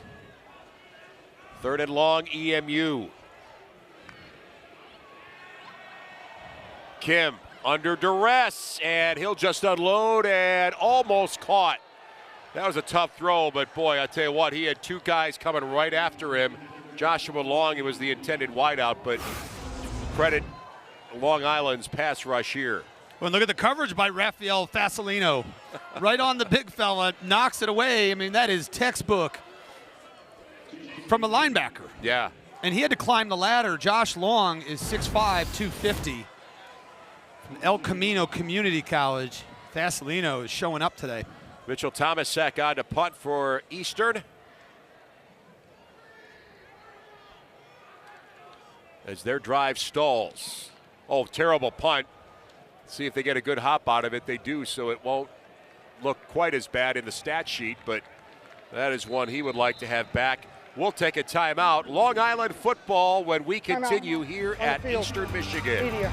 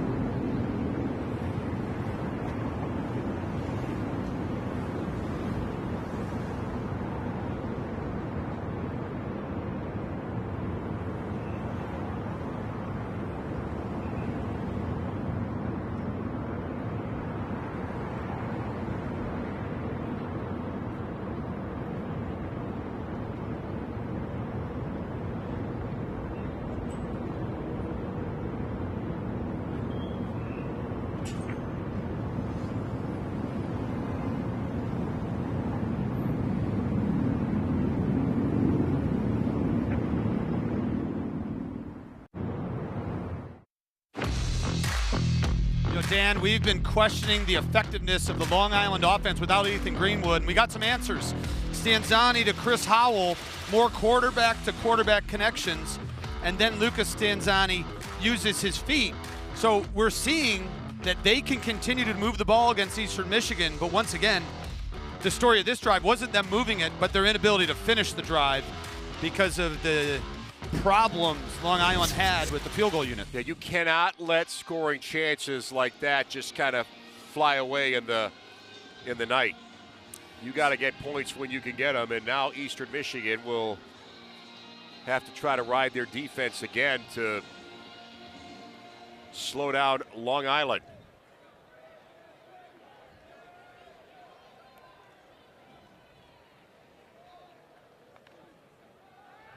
Stanzani, oh, they screen and they complete and they get good yardage there. Boy, Eastern Michigan brought some pressure, but the screen pass set up nicely for O.J. Ross, and they turned that into positive yardage. This was actually a great play call because you see the pressure coming from off the end. Stanzani's patient. Nice job defensively by 55, Mekhi Gilbert, to stay with Ross, get outside leverage, and force him back in. You could see Caleb Coley's eyes light up. He thought, I got a free run here. He did. Sharks had thought otherwise, and complete. And they're out to the 31-yard line. Hey, quarterback keep. They fake the option. Oh, good ankle tackle there in space on Stanzani. Here's a triple option. He gives the ride to the fullback. Great block on the edge. And that's Javion Norman coming up to make the hit. Again, a linebacker in high school, usually you see them moving up. So safeties move to linebackers move to defensive ends, but Norman went back to free safety. He still has linebacker tendencies when coming up on the run, but this offseason he's really improved his coverage skills. A first down get for the Sharks. And Stanzani, there's an option. Oh, that ball was a little hard to handle. They get positive yardage, though. Marco Paterno, the linebacker, is getting to Stanzani. It's just a little bit too late. Yeah. He's the one that laid the hit on Stanzani, but it allowed him to get the pitch and then more yards. And you look at those numbers, nothing really flashy jumps out at you there. 5 for 10, 59 yards. And again, a reminder, Stanzani has been the full-time quarterback since the injury to Ethan Greenwood. Greenwood left in the second quarter. He is now in street clothes, so he'll be a non-factor the rest of tonight. And Stanzani, they go option again. That ball is mishandled, recovered. And again, that's Cam Ingram on the carry, but it's getting a little choppy in there for Long Island. Well, look at number 1, Josh Scott. He just comes in and gets Stanzani right away. So they're now blitzing the option. And when you have pressure on you like that as a quarterback, it's more of a blind pitch, and that way it can go errant, which it did on that play. 3rd down and 7. Big test for EMU.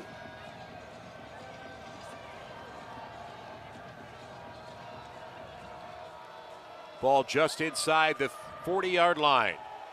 Stanzani, tight pocket, incomplete. Looking for Dozier,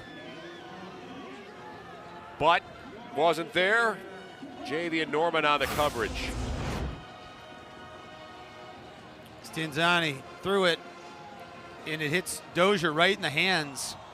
Norman right on his back, showing off some of those coverage skills we just spoke to. Juan Salas, the return man, standing deep at his own 20-yard line for EMU. And a short punt by design to not be returned. So that ball is going to be down at about the 26. And Noah Kim's going to come back on for Eastern Michigan and try to rev the engines on offense. Eastern Michigan, they have been in a lot of close games. One possession games since 2016. They're not at number 1, but they're pretty close. And batting about, that's quite a few. And not quite at 500. So, I mean, 57. Yeah, that is a lot. That is a lot. Kim will keep on first down and squeeze about 4 yards out to the 30-yard line. They mark it at the 29. Yeah, the Eastern coaches told us this week, Ryan, they love the footwork that Noah Kim has, an extra dimension they didn't necessarily see. Play fake, Kim throwing, batted away. Oh man, that could have been really bad for Eastern. Nice job by Jeremy McKern getting the passing lane. Look at number 1. Oh, right there. Right to his At hands. the number. Yeah. Jalen Bell was right behind him as well, and he's more saying, if you didn't touch that, I had an interception. But 3rd down and 8. McGurn's been physical. He's had a nice afternoon.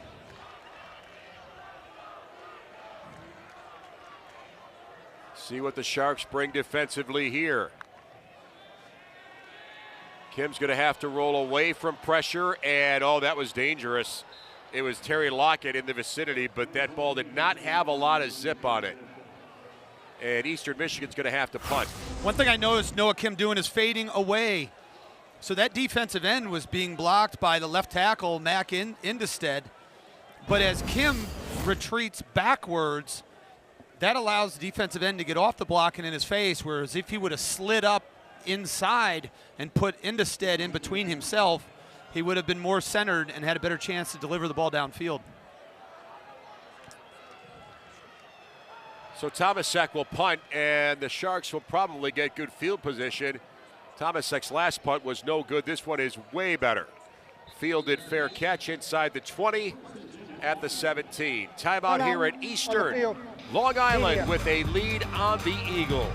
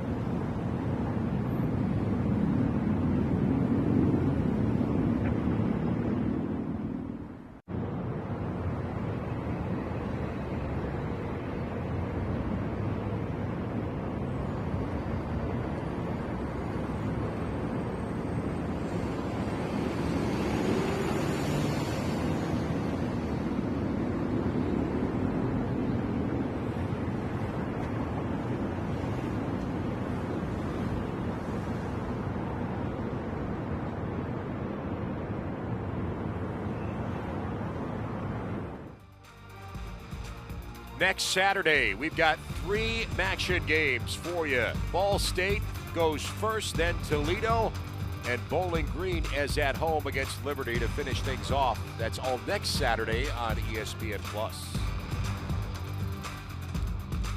We have a close game here at the Factory at Rynerson Stadium. The Sharks have been putting some pressure on EMU all night long. Play fake, blitz coming, and pass is complete in open space to Dion Richardson, and he stumbles ahead beyond the 35. Boy, Eastern's pressure is coming just a step too late. A big reason for that is they're not getting pressure at the line of scrimmage. They have to do exotics and blitzes to get home, so they're bringing cornerbacks. Stanzani's doing a good job of identifying where the pressure's coming, and replacing that defender with the football, and that time Deion Richardson was wide open. That's a gain of 18. But again, Stanzani under duress. On the ground in the middle. That's maybe a yard or two for Cam Ingram. Zach Mochan with the tackle. That was one of the hardest fought 2-yard gains I've seen. Cam Ingram had absolutely nowhere to run. Somehow muscled his way for a couple. Mochan is a player that Coach Ben Needham described as maybe he's too athletic as a linebacker. And that could have to do with over pursuing, but that time he was right where he needed to be. Came up with a big hit. 2nd down and 8. Stanzani fakes the handoff and runs, and he gets good yardage, tackled from behind, right at the 1st down marker. Mochan with another tackle, sorry. Yeah, good job moving his feet. Yeah, he looks like he's all but stopped right here. Yeah, then he spins away, lost his towel, but kept his feet going. 3rd down and 1, that's a gain of 7 yards. When your quarterback is running that hard and breaking tackles, it inspires an offense. And Stanzani's not that big, 5'11", 185, so that's not the kind of body that can take a lot of hits. Now they'll toss it back in the middle. This is a big run. They've got Ross going down to the 20. Correction. They got Dozier. They redirect on the toss in the middle, and off he goes for a gain of 34. Yeah, they had the big tight end, Jaden Dozier, 6'5", 213. He's lined up on the slot to the left, and Stanzani shuffle passes it to him. Good block coming across. I think that was Donnie Harden, and the big tight end rumbles into the red zone of Eastern. 6'5", 213 pounds. When he gets all that mass moving forward, look out. And there we go with a traditional run that gets a big fat 0. Maybe a loss of a 2-yard or 2. It's Cam Ingram again. He's not afraid. Another towel down. He just tossed that to the side casually. Take a look at those passing yards. You know, a lot of the news coming in was about Noah Kim. He went for 248 last week, but it's Long Island outpacing the Eagles through the air. Yeah, Eastern really was pretty happy with getting 27 points in that road loss last week, but they have not had that kind of explosion today. Loss of 2 on 1st down. They throw in the flat and complete it. Ball is juggled out of bounds, but that's a completion. Another hook up there with Cam Ingram. Paterno on the tackle. When your running back's wide open in the flat, just get him the football. Petrino was covering Ingram from the center of the field. Took him a little while to get there and guide him out of bounds. That's a good gain on 2nd down to make it 3rd and manageable. Eastern Michigan's defense had to block a kick in order to keep Long Island from scoring in this quarter, but the Sharks are on the move in the red zone again. 3rd and 5 from the 15. Timeout. Long Island. Sharks are going to call a timeout. This will be a 30-second timeout.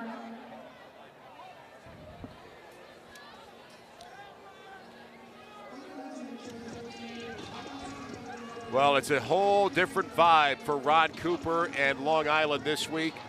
Last week in the Swamp, you kind of knew how that game was going to go from the opening kick.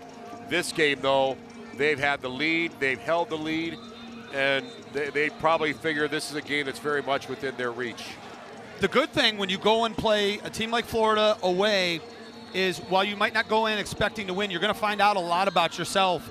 And one of the things Coach Ron Cooper found out is that his offensive line stepped up, they handled the adversity, and they played very well. And these are 5 new guys from last year, 3 players from the roster a year ago are now playing FBS, 2 of them starting. So Long Island's done a good job of developing offensive linemen. And I think the offensive line as a complete 5-in-1 unit has played very well against a very good defensive front of Eastern Michigan. 3rd down here. They will run wide, and they will get a 1st down. They continue to put pressure in the run game as Dion Richardson carries it for a Sharks 1st down. The drive continues. This is a speedster that they think may be the best wide receiver on the roster. He's a graduate transfer from Division III Stevenson, and he's showing that his talent and skill set translates up a couple levels. Sharks inside the 10, 1st and goal at the 8. Same little shovel toss, that's complete. Not a big gain though. They go back to Jerron Kelly. And Kelly's even bigger. Yeah. Standing 6'7". Oh. I'm not taking him into the post anytime soon. No let up in size. And they are inside the 5, just outside the 3. And what makes that play work is the play side where Kelly's running. You let that defensive end get upfield and you shovel past it and he cuts up underneath him. So he's essentially, the D end is blocking himself.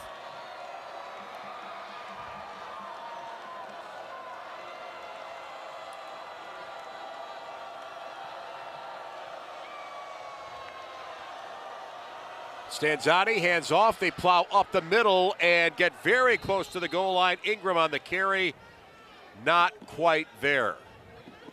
See that offensive line, you see Sean Broderick, Jacoby Krill, the talented center Grayson Lewis. Look at the push they get up front.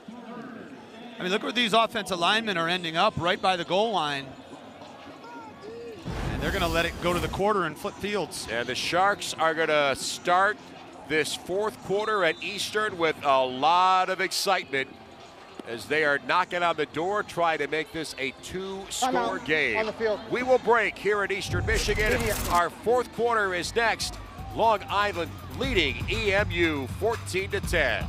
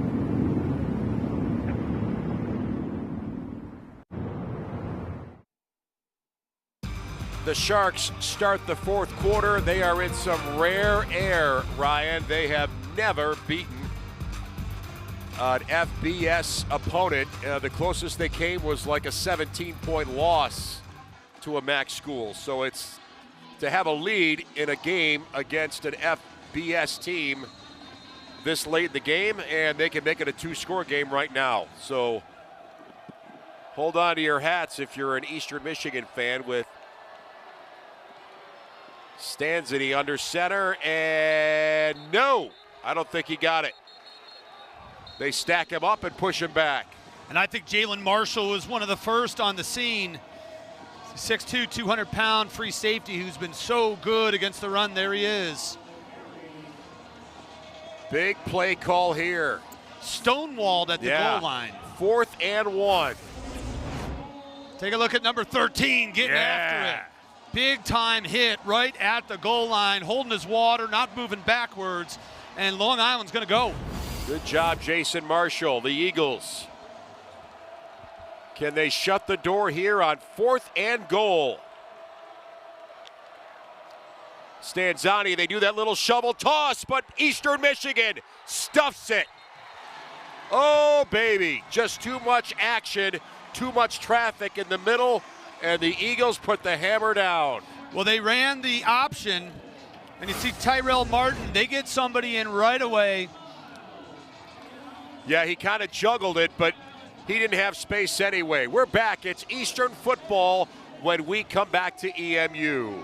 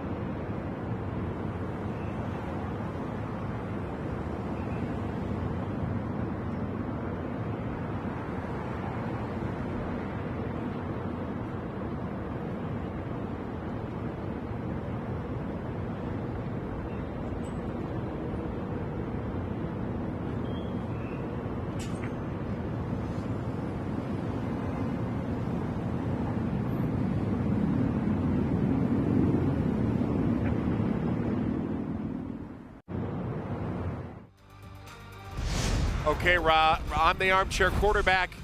What is the right call here, Ryan? Did they make it? I think so. You're on the road. You got to go. It's the equivalent of getting into overtime on the road and going for 2. This right here, the way the defense for Long Island has been playing, I think it's the right call. They've held Michigan State to under 200 yards through 3 quarters, and now Michigan State has the long field to go. But I'm running it twice from the 1-yard line, and I'm saying, hey, offensive line, you got to get me in the end zone. So, can Eastern Michigan spark up here after that big defensive stop? It's still a 1-score game. Kim, hands off. Nope, he keeps it. Now he tosses. And they've got McMillan running and getting a little space on 1st down. It's almost as if Eastern Michigan watched the film of Long Island and said, I like that play. We're going to run that. Exactly. I'm just waiting for the tight end shovel pass here. I don't see Noah Kim catching a pass thrown by somebody else, though. Timeout on the field. for a defensive injury. Okay, This will injury be to a Long 30 Island second player. Let's see, that is number 30. We're going to keep an eye on that. And it is Trey Watkins, free safety, who is, you know, when you're halfway up, that's pretty good. Yeah. Usually. And again, the Ethan Greenwood second quarter injury is what really kind of changed things for Long Island. Let's see if we can find this injury here, but the significant injury was to Ethan Greenwood in the second quarter. He has not returned. He's in street clothes. And since then, Long Island's offense has been productive, but hasn't had quite that mystery that they had. But still effective. Yes. Still finding ways to move the football. But no points. True. So it's kind of become a defensive struggle here. Let's see what the Eagles can do after a gain of 7 on first down. They run wide and don't get much. Nice tackle by Yeah.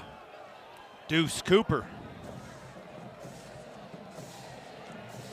We talked earlier about playing a schedule like this. Coach Cooper said he thinks Eastern Michigan is the second toughest team they'll face this year after Florida, as we take a look at Ethan Greenwood on the sidelines. But they're showing they can compete at this level. And I think a lot of teams in the NEC are taking notice of what Coach Cooper and his Sharks are doing here tonight. EMU 3rd down and 2. The Eagles have never led in this football game, and Eastern will take a timeout here. Timeout. We will step aside Michigan. here at the factory. That's our first of the Eastern half. Michigan football, It'll be a they full media trail timeout. by 4.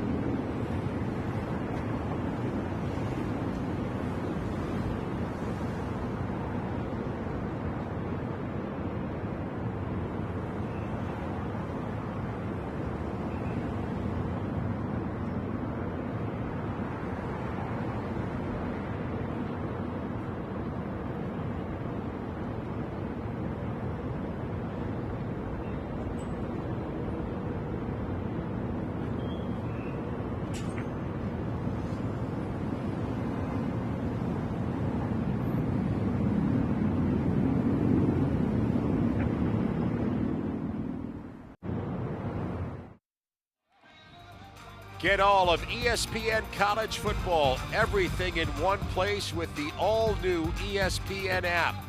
Unlock with the ESPN Unlimited plan or log in with your TV provider. Last week in week 1, in the second half, things kind of got away for Eastern Michigan in their opening game. They had a very tough third quarter and never were able to recover against Texas State. This time, it's been very close in the second half, but the Eagles looking for their first lead of the game. Can they get some points on this drive? Kim Hands off, and they try to muscle it ahead for a first down, and it's very close. I don't know if they got it. Joshua Bell has had quite an evening here. Look how hard Dunlap is fighting. I don't think he got it. It's 4th and 1. Eastern looks like they're going to go for it. They are going to go for it. They didn't get it. They did not get it on 4th down. Oh, man. You know who made that tackle? Rafael Fasolino. Another tackle for loss. Look at number 20. He fought through the offensive lineman to get there. Look at 20, come through here. He gets chipped and still gets in on the lower half of the running back and brings him down. And what a turn of events here in Ypsilanti. Oh, boy, I tell you, that is a disaster for Eastern Michigan. They turned the ball over, and Long Island starting this drive at the Eastern 14. Man. Pure football player is Rafael Fasolino. Boy, the Sharks, they're jumping like kangaroos on the sideline over there. Stanzani keeps, and he's got space in front of him. Touchdown, Long Island. He went on cruise control from 19 yards out. Touchdown. It was the triple option again. Puts the ball in the fullback's stomach, pulls it. The defense takes away the pitch back. So Stanzani hits the lane and goes untouched into the end zone from 19 yards. Oh, the Sharks just threw a big-time haymaker. The seam was there, and he just blew right into it.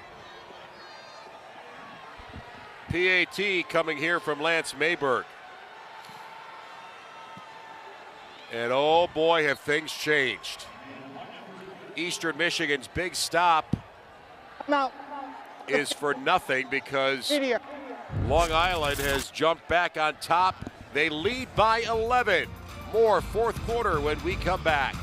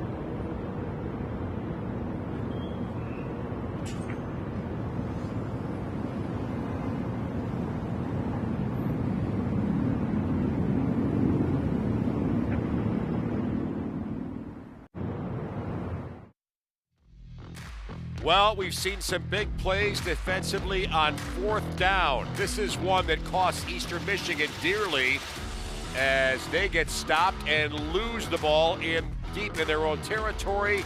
And the Sharks take the bait and ramrod it home for a go-ahead for another score that builds their lead to 11 points. I love the block by Jaron Kelly, the tight end, that allowed Stanzani to get into the end zone.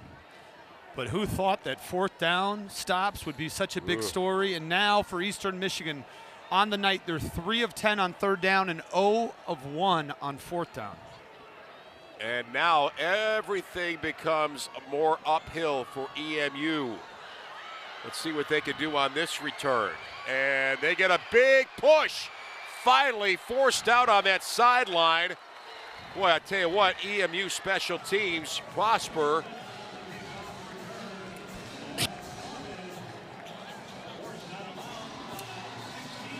Yeah.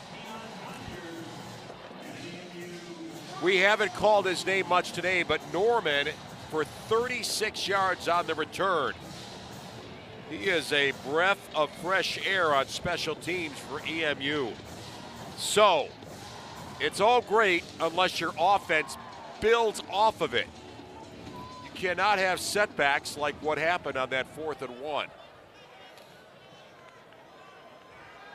Kim will throw. Boy, plenty of time there, and he hits the wide open tight end Joshua Long into Long Island territory. Pass protection was beautiful, and Kim hung in there looking and finding his big tight end. That's a gain of 19. Now they hand off. McMillan's got space. Far side, stays up. One man to beat. He's going to go. He got it. Oh, Eastern Michigan, 40 yards on that touchdown run. And Dante McMillan, like a lightning bolt, the Eagles are back in this game. We just talked about the offensive line and pass protection. How about the run block to give Dante McMillan a crease? And once he got to the second level, he did it all himself from there, stepping out of a tackle around the 10-yard line to finish the job on the 40-yard touchdown. You know, sometimes, Ryan, we like those games that are a little bit slower paced, especially in the fourth quarter. You know, things are winding down. I don't think that's what we're going to have tonight. You got to be on your toes. They're going for 2. Low snap, Kim. Little shovel toss. That is to the tight end Long. He won't get it unless he gets a giant push. Long Island stops him there. That's probably a good call. I mean, a good call in terms of going for 2. Here's the run. McMillan, see ya. Beautiful job by Dante McMillan. And look at the point of attack. Look at the offensive lineman getting out in front. Joshua Anderson with a key block. What a great move there. Yep. Look at that offensive line. Just moving the line of scrimmage forward. You see Sharks laying all over the field. Fancy footwork from McMillan. I like how he puts his foot in the ground too and gets north and south. All right, here's the 2-point try that did not succeed. Take a look at number 24, Joey Matter going in motion. Look at who's around him in that corner. But it's a designed shovel pass, so they give it to Josh Long. That wasn't there, but Joey Matter in the corner was wide open. But That's again, just way too much traffic in there for that play to work. But okay. Okay, so kind of a, hey, look, it's a 1-score game. Okay. And it happened quickly. Even better for Eastern Michigan. Got a lot of time left in this game.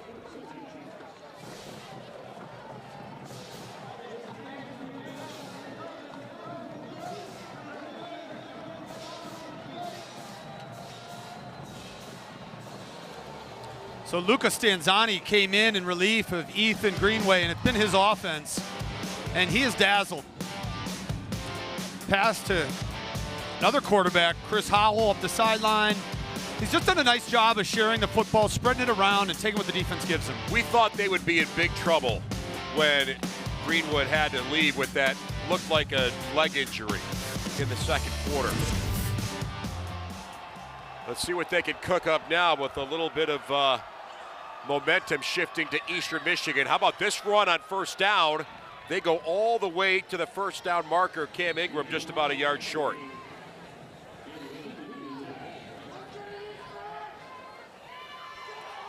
Well, I tell you,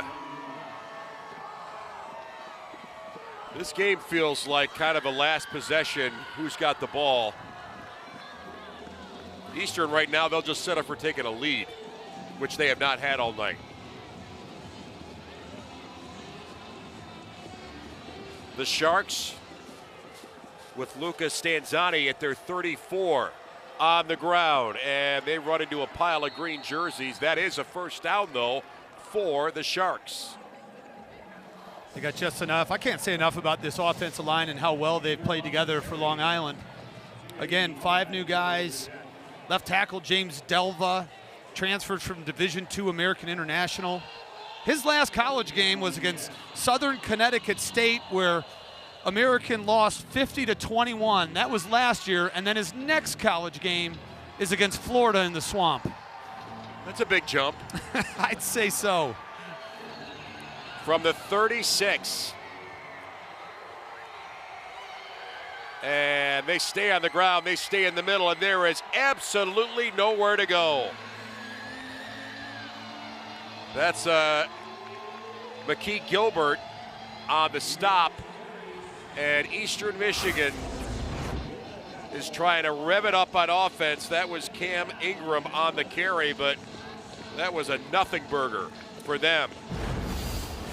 Gilbert at times tonight has been unblockable. 6'2", 265, transfers from Samford, and he's been very good in the interior of Eastern Michigan's defensive front. So, 2nd down and 12 after that loss. They stay on the ground, and Ingram will get tackled after maybe a 2-yard gain. Good coverage there by Eastern Michigan. The second tackler got it.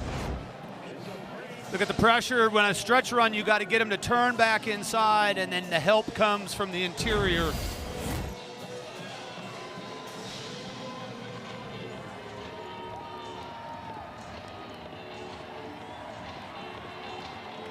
Big, big play coming here for Eastern Michigan. This crowd is all in now.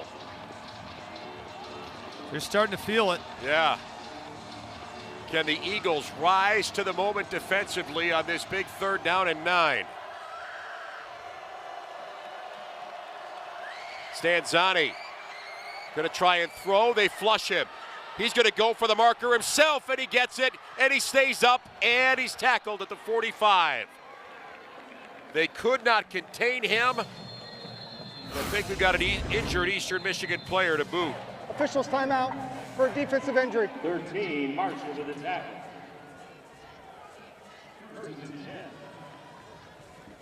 Yeah, the tackler is the one who took the injury.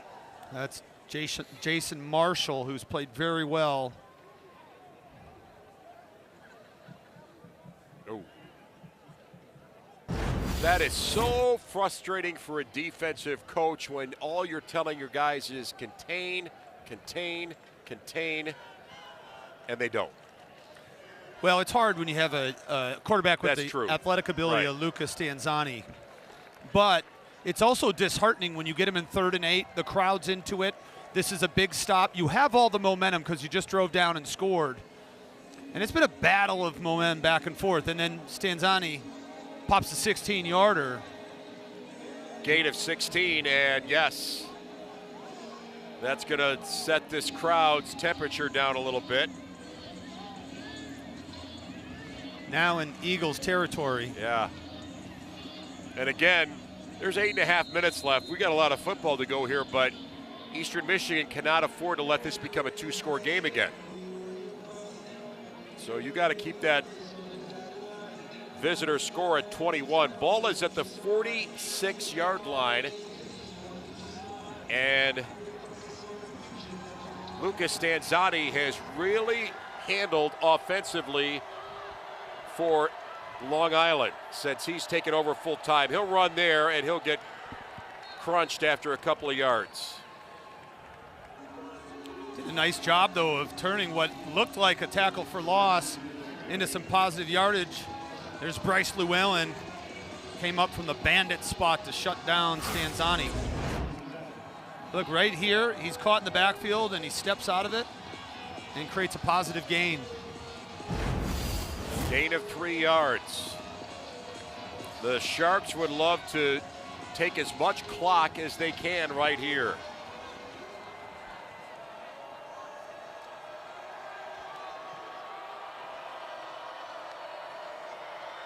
Stanzani, they hand off to the first guy up the middle. That's O.J. Ross, who turns it back inside, and it is a first down for Long Island.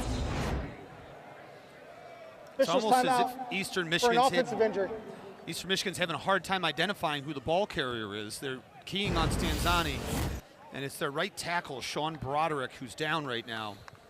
This is only his second college football game. Again, last week was Florida. I may have said 5 starters, new starters this year. There's 2 returners. Donnie Harden, who's playing left guard. It's his 4th year as a starter. He transferred in from Alabama when Coach Cooper came to Long Island. And, of course, there's center Grayson Lewis, who's played so well tonight. The coaching staff thought that Lewis last week against Florida played the best game of his collegiate career, and this is his 3rd year as a starter. So I think Grayson Lewis has stepped it up a level, another notch here in 2025 with his offensive line play. And credit to him, because a lot of times in a game that is that lopsided, you think, hey, it's just burn the film. But instead, the coaches continue to, kind of microscope everything that's done. And when you can pull out positives from a game like that that's so one-sided, that's really kind of a value add to your program in general. Absolutely. And you have to do that with a program like Long Island. No disrespect to them, but they're an FCS team, and they're facing one of the best FBS teams in the Florida Gators. So, on paper, you know what it's supposed to look like, and on film, you're looking for those positives that you just mentioned.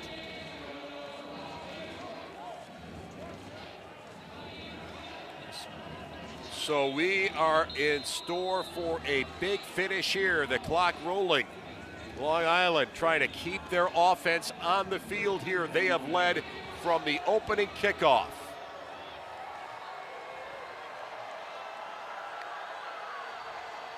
Stanzani hands off. They go with Ross again. And again, I think the emphasis is going to be on the running game here. Stay in bounds, let the clock roll. That's an excellent gain on first down. Right. Brings up 2nd and 6 anytime. You could bag 3 yards on a run. You're going to do pretty well here. Another tackle for Messiah Blair, playing the Max position, and that's spelled with 2 X's after Max Crosby, who the field is now dedicated to. And he's coming back this year. Stanzani on the end, and he gets taken down, but he's close to the 1st-yard marker. Maybe by a couple of yards, and he stays in bounds. Yeah, Messiah Blair again there, but you're right. Right now, the clock and keeping it moving is the friend of Long Island. You go nowhere near the sidelines. Ooh, he got crunched, but. Yeah, Barry Manning in run support as well, number 3. And then Messiah Blair, who moves real well for a 6'7", 235-pounder.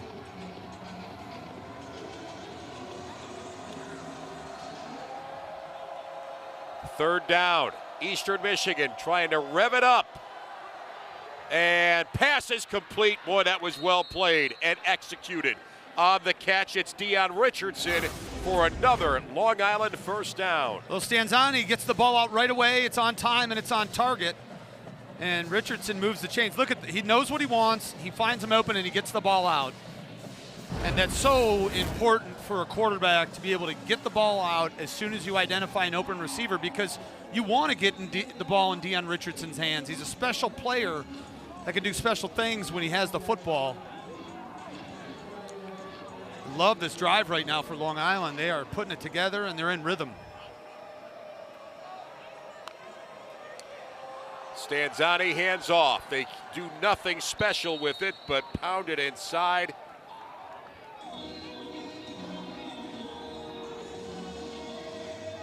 They just want to keep that clock moving. It's Warren Stephen Taylor in on the tackle. 4.5 minutes left here in Eastern Michigan. This is a game that Long Island has led from the first score of the game. They lost one of their premier players on offense, Ethan Greenwood. He left in the second quarter. And since then, it's been this guy, Lucas Stanzani, who's been a man on a mission. And they wrap it up there. Still some positive yardage, but not much for Dion Richardson. And that's Carter Evans wearing the number 0 tonight, one of their standout defensive ends. He's a 4-year player for Coach Creighton. He's came here since high school, and he's one of the guys that he identified after last week who is a vocal leader who can keep his team accountable and hold them accountable, because he knows what the expectations of this program are because he grew up in it. Not a portal guy is what I mean. Which is rare. All right, 3rd and 11. Well, EMU is Timeout. going to Long let Island. Long Island take a timeout. That's their second and a half. This will be a And this is 30-second a timeout. very important play coming up here, 3:19. Any points the Sharks generate on this drive are going to be really problematic for Eastern Michigan. What's going to be interesting is the discussion going on right now. The offense coordinator, Court Shankweiler, Coach Cooper told us this week the comfortability for their kicker on a field goal is about a 35-yarder, which means they have to get to the 18-yard line. They've already had trouble with an extra point tonight. Obviously, 3 points extends this lead to 8, which would be ideal. However, the ball right now resting on the 22-yard line. So, do they worry about playing this as if it's a 4-down situation and they got 2 plays to get 10? Or are they looking to get a chunk, 4 or 5 yards, and get them into field goal range? Here's Lucas Stanzani on this drive. Fancy footwork. The big run. Helping the Sharks control this drive. And then he gets help from O.J. Ross. And then this critical 3rd down completion. That really helps the Sharks right now. 3rd and 11. Stanzani throws it up, underthrows, and they haven't signaled catch. I got it. Well, that's a tough look from where we're at. But Jaden Simpson somehow caught this ball. Oh, wow. Yeah, that might be the better angle. Wow, is that tough. Boy, that ball left his fingertips. It didn't look like that was going to be anything catchable. What a catch for a true freshman. Yeah. Staying local, so to speak. A different borough, but he's from Brooklyn, New York. 16 yards on the gain. Boy, you know your New York geography. Nice job there. I do. Pretty good. I can't spell borough, but I know what they are. Oh, and the Sharks are in good shape now. They'll run, and they will pound it in the middle. Ross on the carry inside the 5. And now it gets really dangerous for Eastern Michigan. And they're going to take a Timeout. timeout. Yeah. Eastern Michigan. Their first of the half. This will be a 30-second timeout.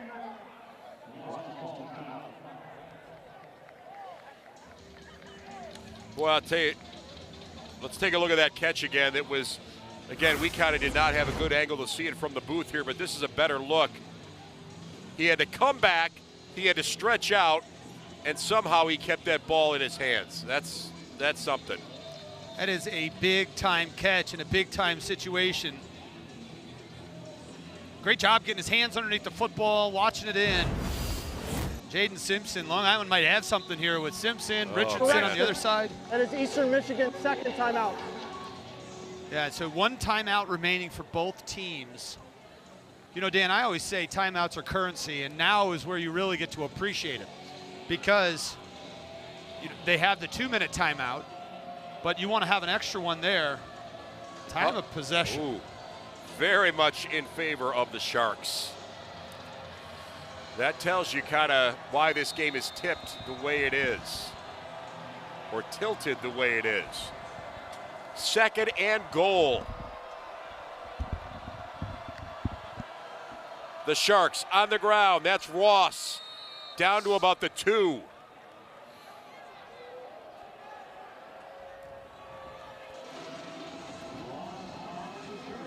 This is familiar. Remember, we were just in this spot, and Eastern Michigan was able to hold them. They went for it on third and fourth, and it was right about the same part of the field. We'll break here at EMU. Long Island leading in the fourth quarter.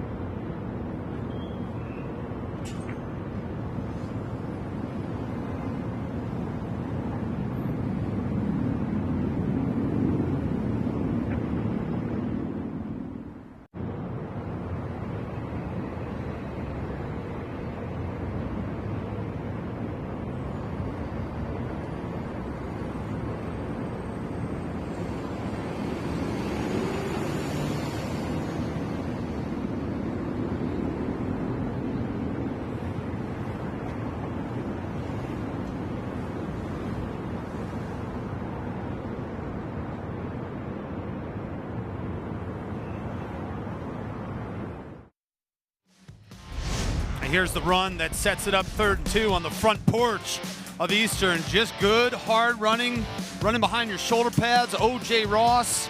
But as I mentioned before break, familiar territory. Long Island's been here before, and they came away with nothing. Let's see what they elect to do offensively. And they're going to have 2 plays here to run so they can drain even more clock. Stanzani wants the edge, turns it inside. There he goes, touchdown. Wow. And I don't think he got touched. Luca Stanzani was stretching it out, put his left foot in the ground as soon as he saw a crease and got north and south. And all the Michigan State defenders are flowing to their right. And look at Stanzani, beautiful blocking. That's just a great piece of work. Well, you know, what a credit to that young man, because we said, and correctly, Ethan Greenwood leaving the game changes a lot of things. But Lucas Stanzani has met the moment for the Sharks, and they're about to bag a road win here on Eastern Michigan. The point after is good. This drive is a killer for Eastern Michigan. 16 plays, 75 yards, 9 minutes and 44 seconds. It's a heartbreaker because every time you feel like you have them, Long Island did something in response to let you know you don't have us just yet. Coach Chris Creighton this week talked about his game against Texas State, talked about 27 missed tackles. That was a point of emphasis. And also, they ran 66 plays against Eastern Michigan, which Coach was not happy about. That touchdown run by Luca Stanzani was number 68 for Long Island. Well, last week the theme for Eastern Michigan was missed tackles. I'll tell you, tonight, hey, You can't miss a tackle if you don't touch the guy that's running the ball. That's right. And we just saw a nice embrace there between Luca Stanzani and his center, Grayson Lewis. And I don't know who was hugging who, but if I'm Luca Stanzani, I'm hugging all my offensive linemen. Yeah. Because those guys have done a terrific job. Third down conversion, a telling story. Long Island converting on 11 of 17, and Eastern just 3 of 10. Wow. So it is miracle time for Eastern Michigan. They're down 12 points, under 2 minutes to go. Let's see what they can do here on the kickoff return. Oh, they got a big return to about the 45. Okay, that's a start. Eastern's got one timeout, and they've shown they can move quickly and efficiently. But their margin for error is donut. Well, with that timeout, certainly you want to hold on to it, but they don't have enough time to stop Long Island if they give it back. So they've got to score, and they've got to go onside kick. So whenever you want to use that timeout, it's got to be very wisely considered. But you don't need to save it for defense.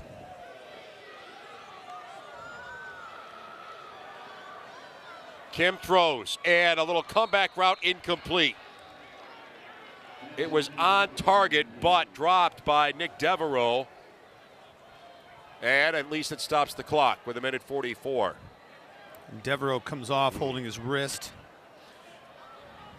Jamarian Wheeler comes in for Devereaux.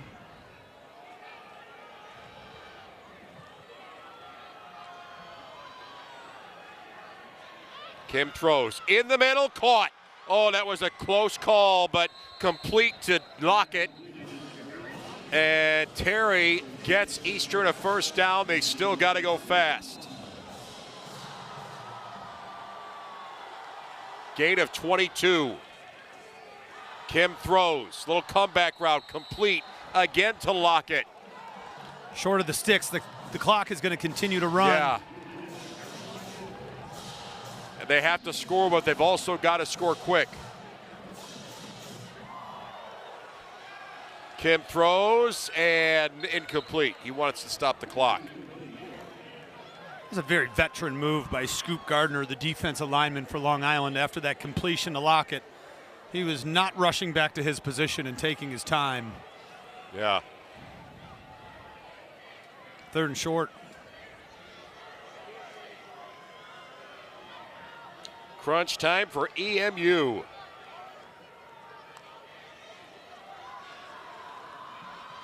Kim throws, in a comeback route complete. And probably a face mask, too, after Lockett makes the reception. And that was an acrobatic catch by Lockett because, again, that's pass a little off target. We're going to find out what the penalty is.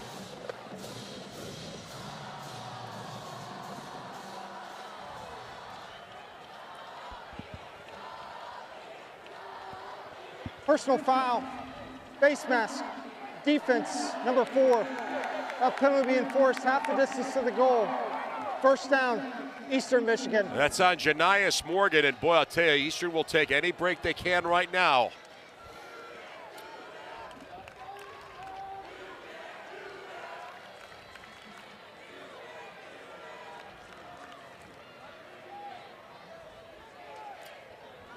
There's Lockett's numbers tonight. He's been a big-time impact player for Eastern, but boy, they need a little bit more right now. They're at the 11-yard line.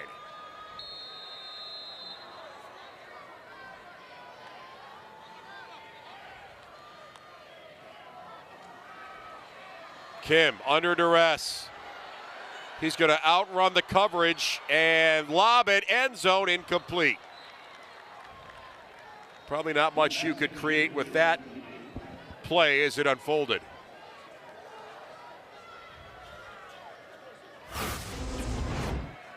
Kim does a nice job using his feet to create some more time, but again, wide receivers not working to come back to the quarterback or change their position. They're just staying in covered routes. Under a minute to go.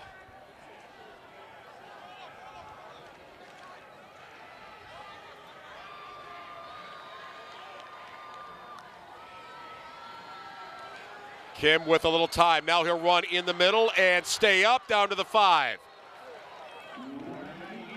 Not super. Eastern's going to burn their last timeout. Timeout. Eastern Michigan. That's their third and final of the half. This will be a 30-second timeout. We've talked about how Noah Kim has been impressive to the Eastern Michigan coaches with his ability to run, and watch this move here. Faking him out, but like we've seen all night, the Sharks on defense flow to the football, and as soon as they see, look at the number of white jerseys honing in on Noah Kim. Speaking of Noah Kim, as we look at him, we've talked about his experience playing at Michigan State and then Coastal Carolina, starting at both of those programs, and that's the guy you want leading your team in this sort of pressure-packed situation. Yeah, he is no shrinking violet by any stretch of the imagination. But they need him to deliver now. 45 seconds. They've got to get one score and then another if they're going to escape an opening night loss at home.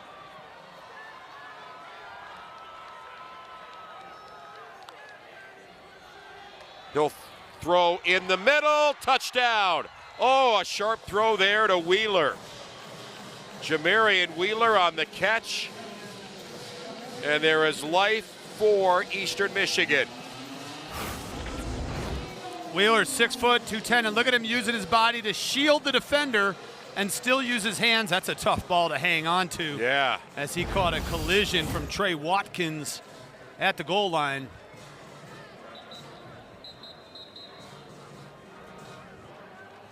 So they will set up for the PAT. Going for 2 doesn't matter here, so they'll go with the conventional 1-point effort here from Rudy Kessinger. Now, pretty simple here. Good drives, 8 plays, 56 yards, a minute, 8 seconds.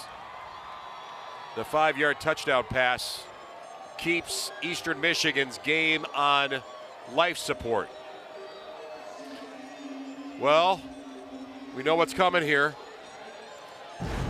Yeah, and how the game has evolved. There's so many different variances of the onside kick. Here's a fun stat. Eastern Michigan's last onside kick recovery was 10 years ago at Wyoming. We'll see. It's always one of those things like, how much time do you spend in practice on your plays like this? You know, you almost can never justify it, right? Well, you don't spend that much time, but the kickers spend a lot of time practicing it, because you have to understand the kicker, the punter, and the long snapper are kind of in their own practice throughout the whole time, and then they bring them over when they want to do team. And that's why I said, I imagine they have 4, 5, 6 different kicks. Probably many more than that, but this looks like the more traditional. If they do it, they're going to kick it and hope one of these guys can recover it down at the bottom. Mitchell Thomasek will try to make something big happen here for Eastern Michigan. Or now, wait, we got to. Long Island. Yeah. It's their third and final of the half. This will be a 30-second timeout. Nathan Dybert. Okay, right. Nathan Dybert is the one who's going to probably put this in play. But again, Long Island wants to see what this looks like and maybe make some corrections. So for Eastern Michigan special teams, Nathan Dybert kicks off. Rudy Kessinger kicks at field goals. But if they needed a 60-yard bomb to win a game, you would see Nathan Dybert. So I believe he's probably also, of the two, the better one at getting the sort of bounce you need to try to recover an onside kick.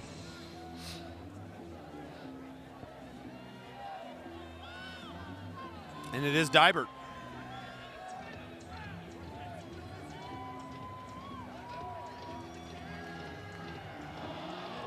Look at how they have the ball. Totally flat on the ground, which could be a spinning sidewinder.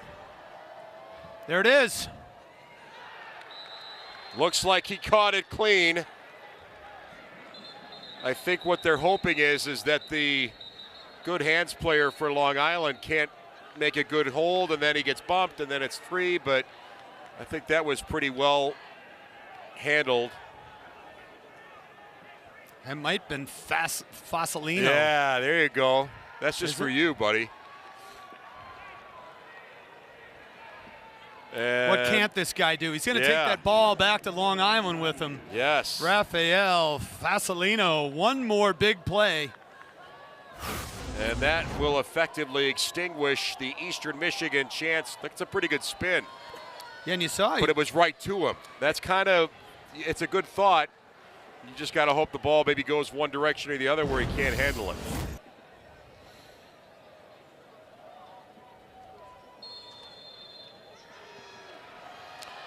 And it is victory formation for Long Island. The last time Eastern Michigan lost to an FCS school was all the way back in 2012 against Illinois State. And this will be hard for Chris Creighton, but it will not be hard at all for Ron Cooper, who comes back to Eastern Michigan and his Sharks with a huge road win. And they will celebrate all the way back to Long Island. Tremendous.